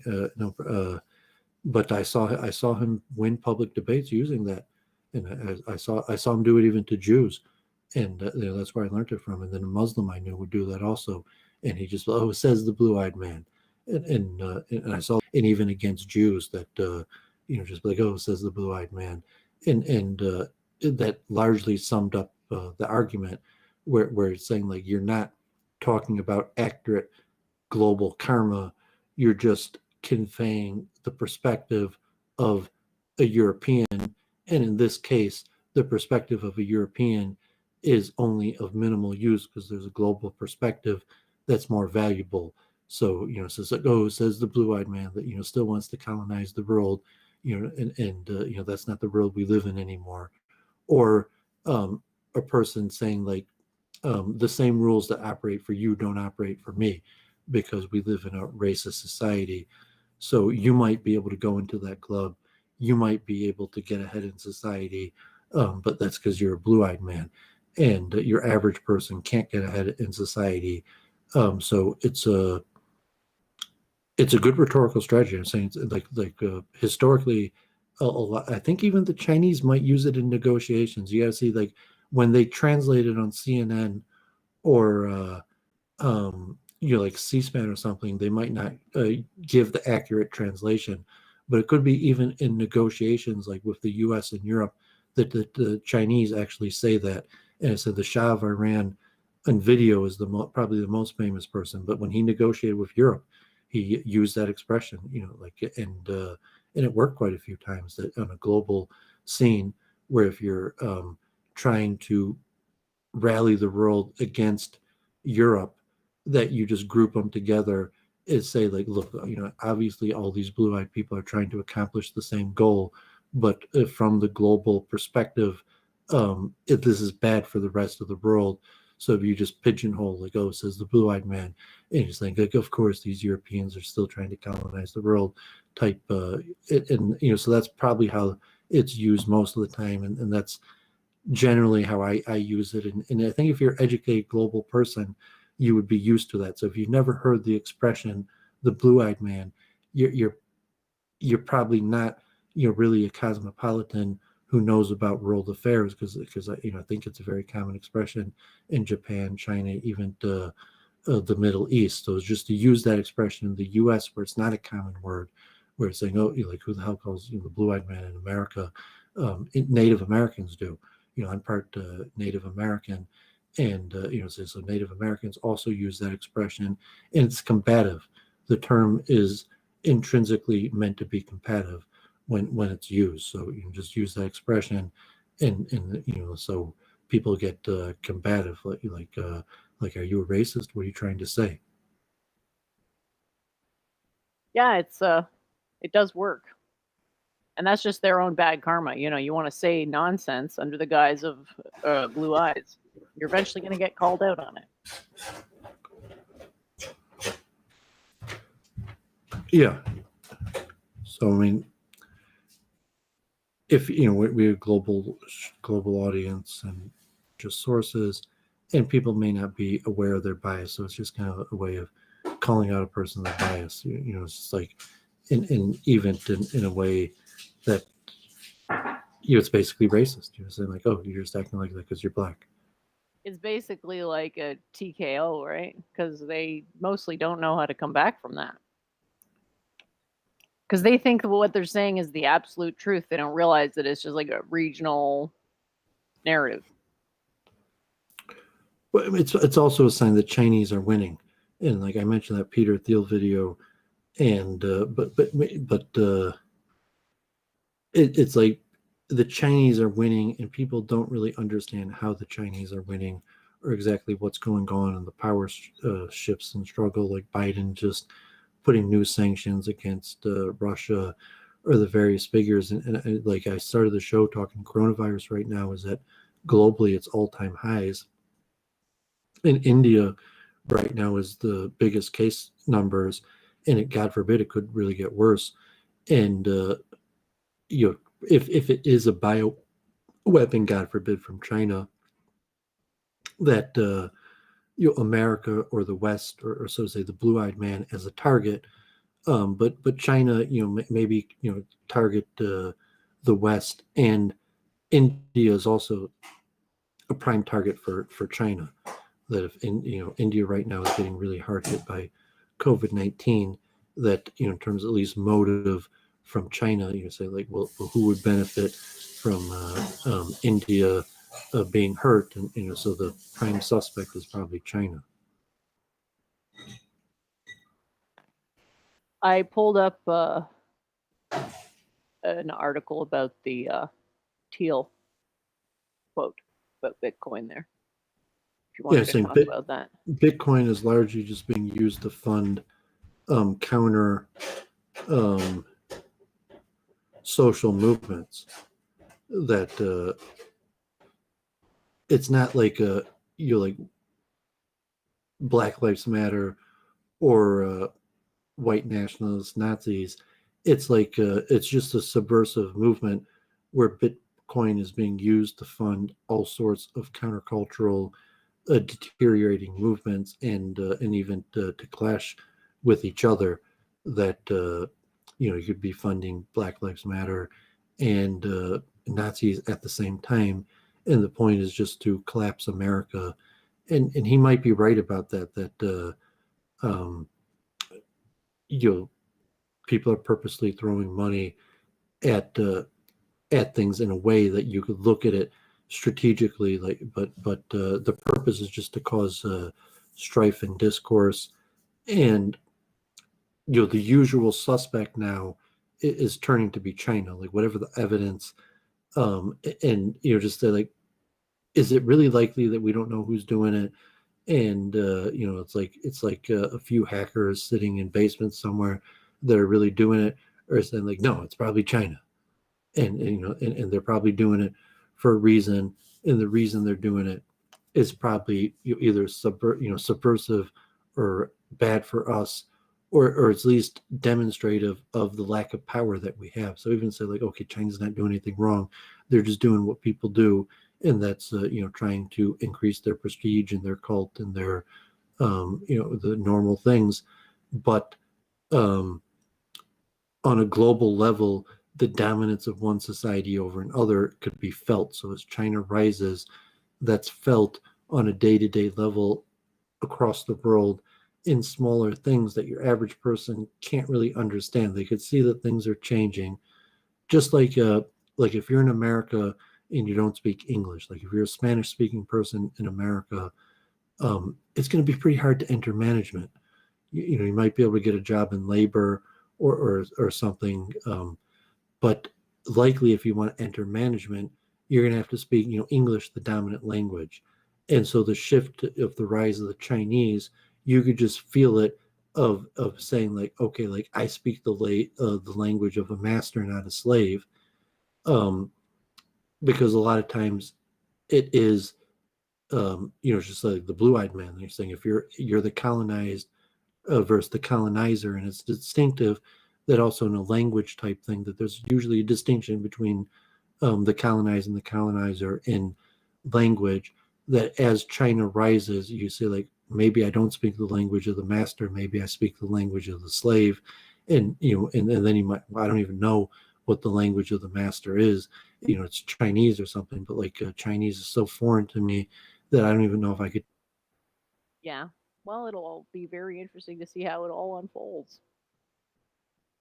People are asking about I just think, it's like, if so what exactly is Thiel saying? That China has usurped Bitcoin and is using it for financial terrorism? Well, I don't know if he went as far to give a smoking gun or just like a generic that be careful. Bitcoin is likely being used by the Chinese for subversive reasons.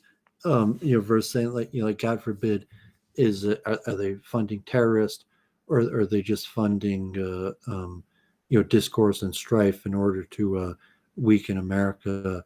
And so there's I think he probably purposely left it pretty vague. Yeah, gee, I can't imagine why. Wouldn't be some sort of distraction tactic from, who actually made Bitcoin in the first place, right?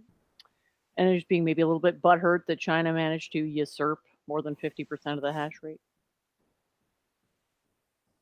And someone in the chat said that Satoshi Nakamoto probably had blue eyes. Like, yeah, that was the thing to take out of this conversation. Well, I mean, these that saying maybe saying it's the computer at this point, where the colonized and the colonizer no longer, it's not going to be a tribe that's distinctive. Like whatever historically where India would be conquered and colonized, and it would be a foreign distinctive tribe of blue-eyed people that did it.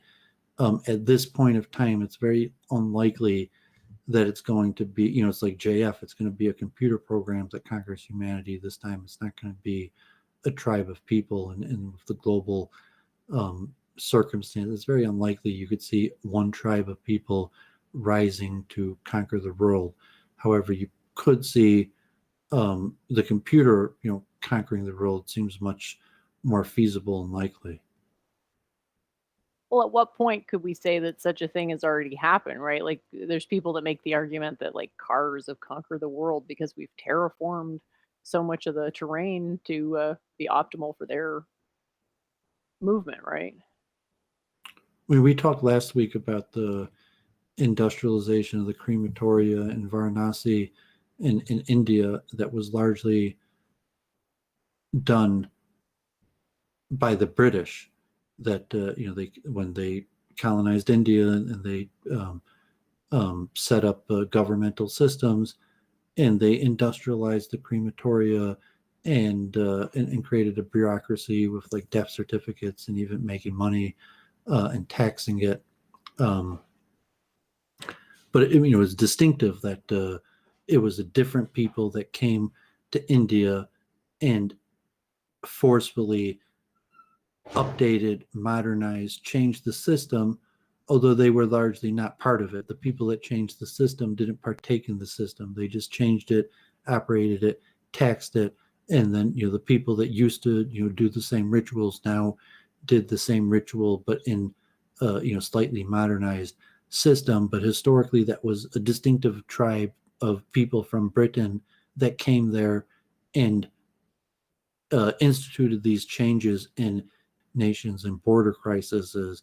But in terms of like a foreign tribe or nation coming and then instituting changes in that nation, I think it's more likely that a computer program would come and institute those changes, and especially like through financial measures or just some sort of social credit system that penalizes people for operating in a manner that is deemed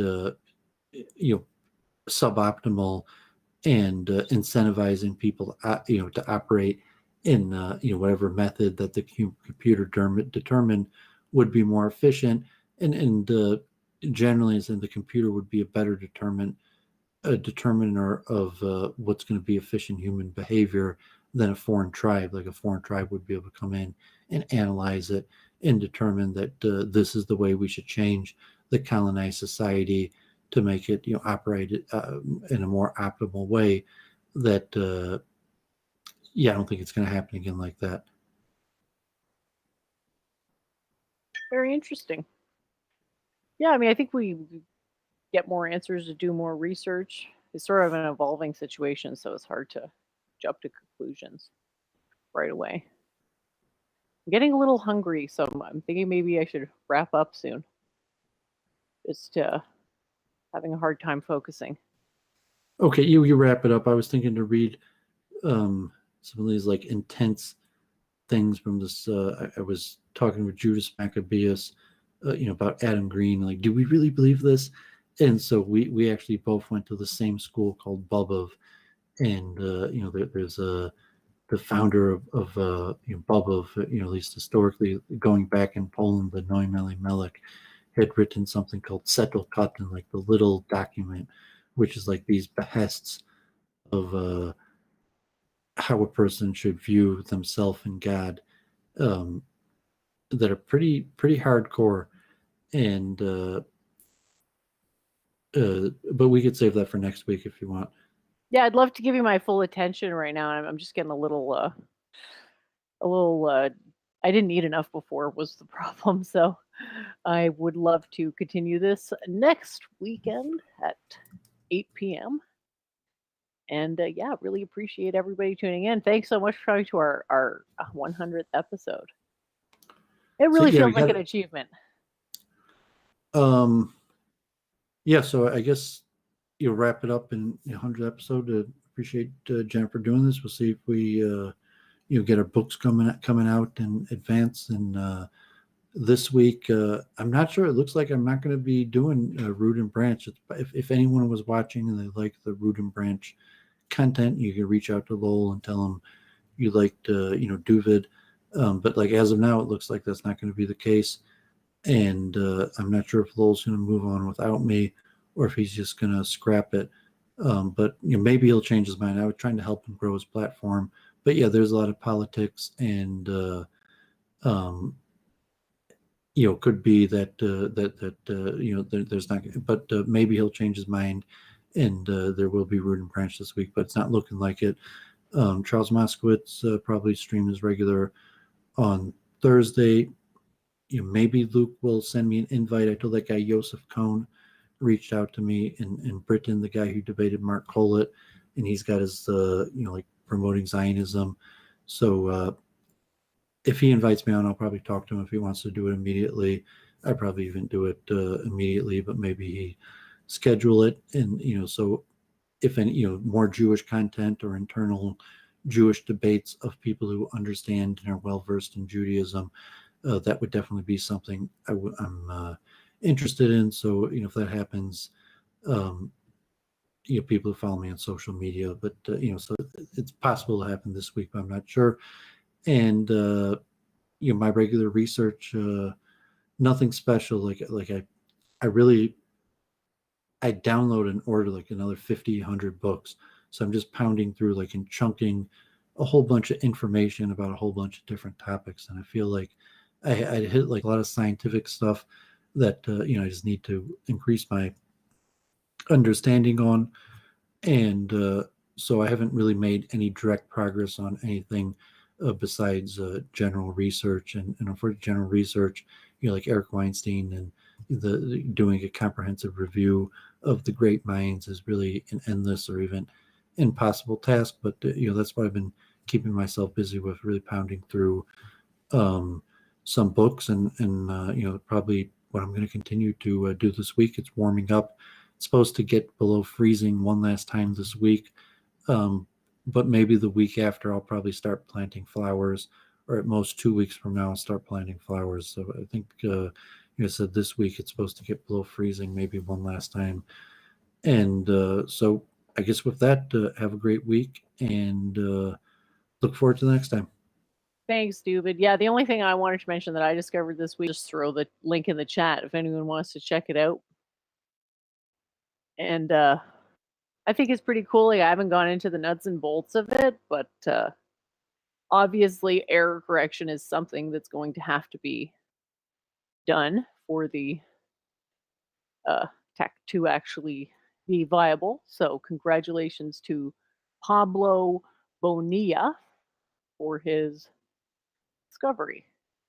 And we'll keep an eye on that going forward and see what happens. I'm always seeing new things coming out in quantum. You can just Google like photon quantum computer, and that brought up a bunch of stuff within the last month or so. It's just interesting to see where things are going, and it's also a good opportunity to do meta-analysis. So even if you don't really understand the content, look at the I always forget this word, abundance of words.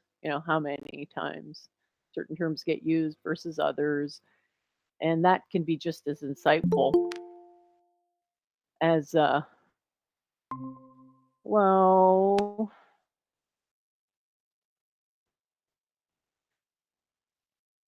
Yeah. So this is a person who was shitposting before. It's like, okay, are you there? Are you gonna say anything, or am I just gonna have to kick you out? Okay, so say something in 3, 2, 1. Okay, bye. Yeah. So anyway, right.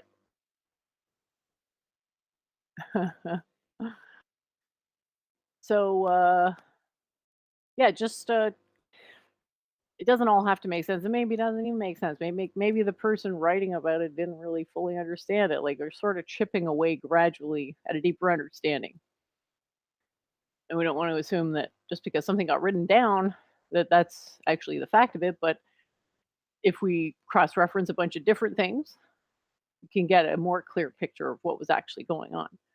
So I look forward to seeing. Yeah, it's pretty neat. See, they got the little lattice there, and be pretty cool to follow this. And uh-oh, guys, he doesn't have blue eyes. Dun dun dun. I guess you can't use his tech now.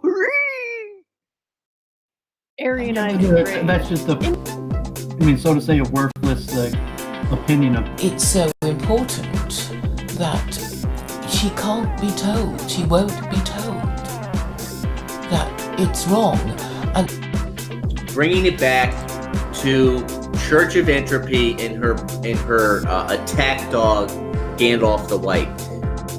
Why don't you learn to shut up and fuck your goddamn logic? they control the media, and the media is capable of making the sheeple believe in anything. Yeah, I don't mind. I mean, we've had these streams, and I've been doing the Church of Entropy, and she's been bringing on new people, and like we did those streams on like stream etiquette. We walked through like the technology. I have like very strongly negative opinions of the kind of Brundle clique. Is she trying to garner She's trying to herself create cult community prestige and by recruit- associating trying to create community herself with a retard?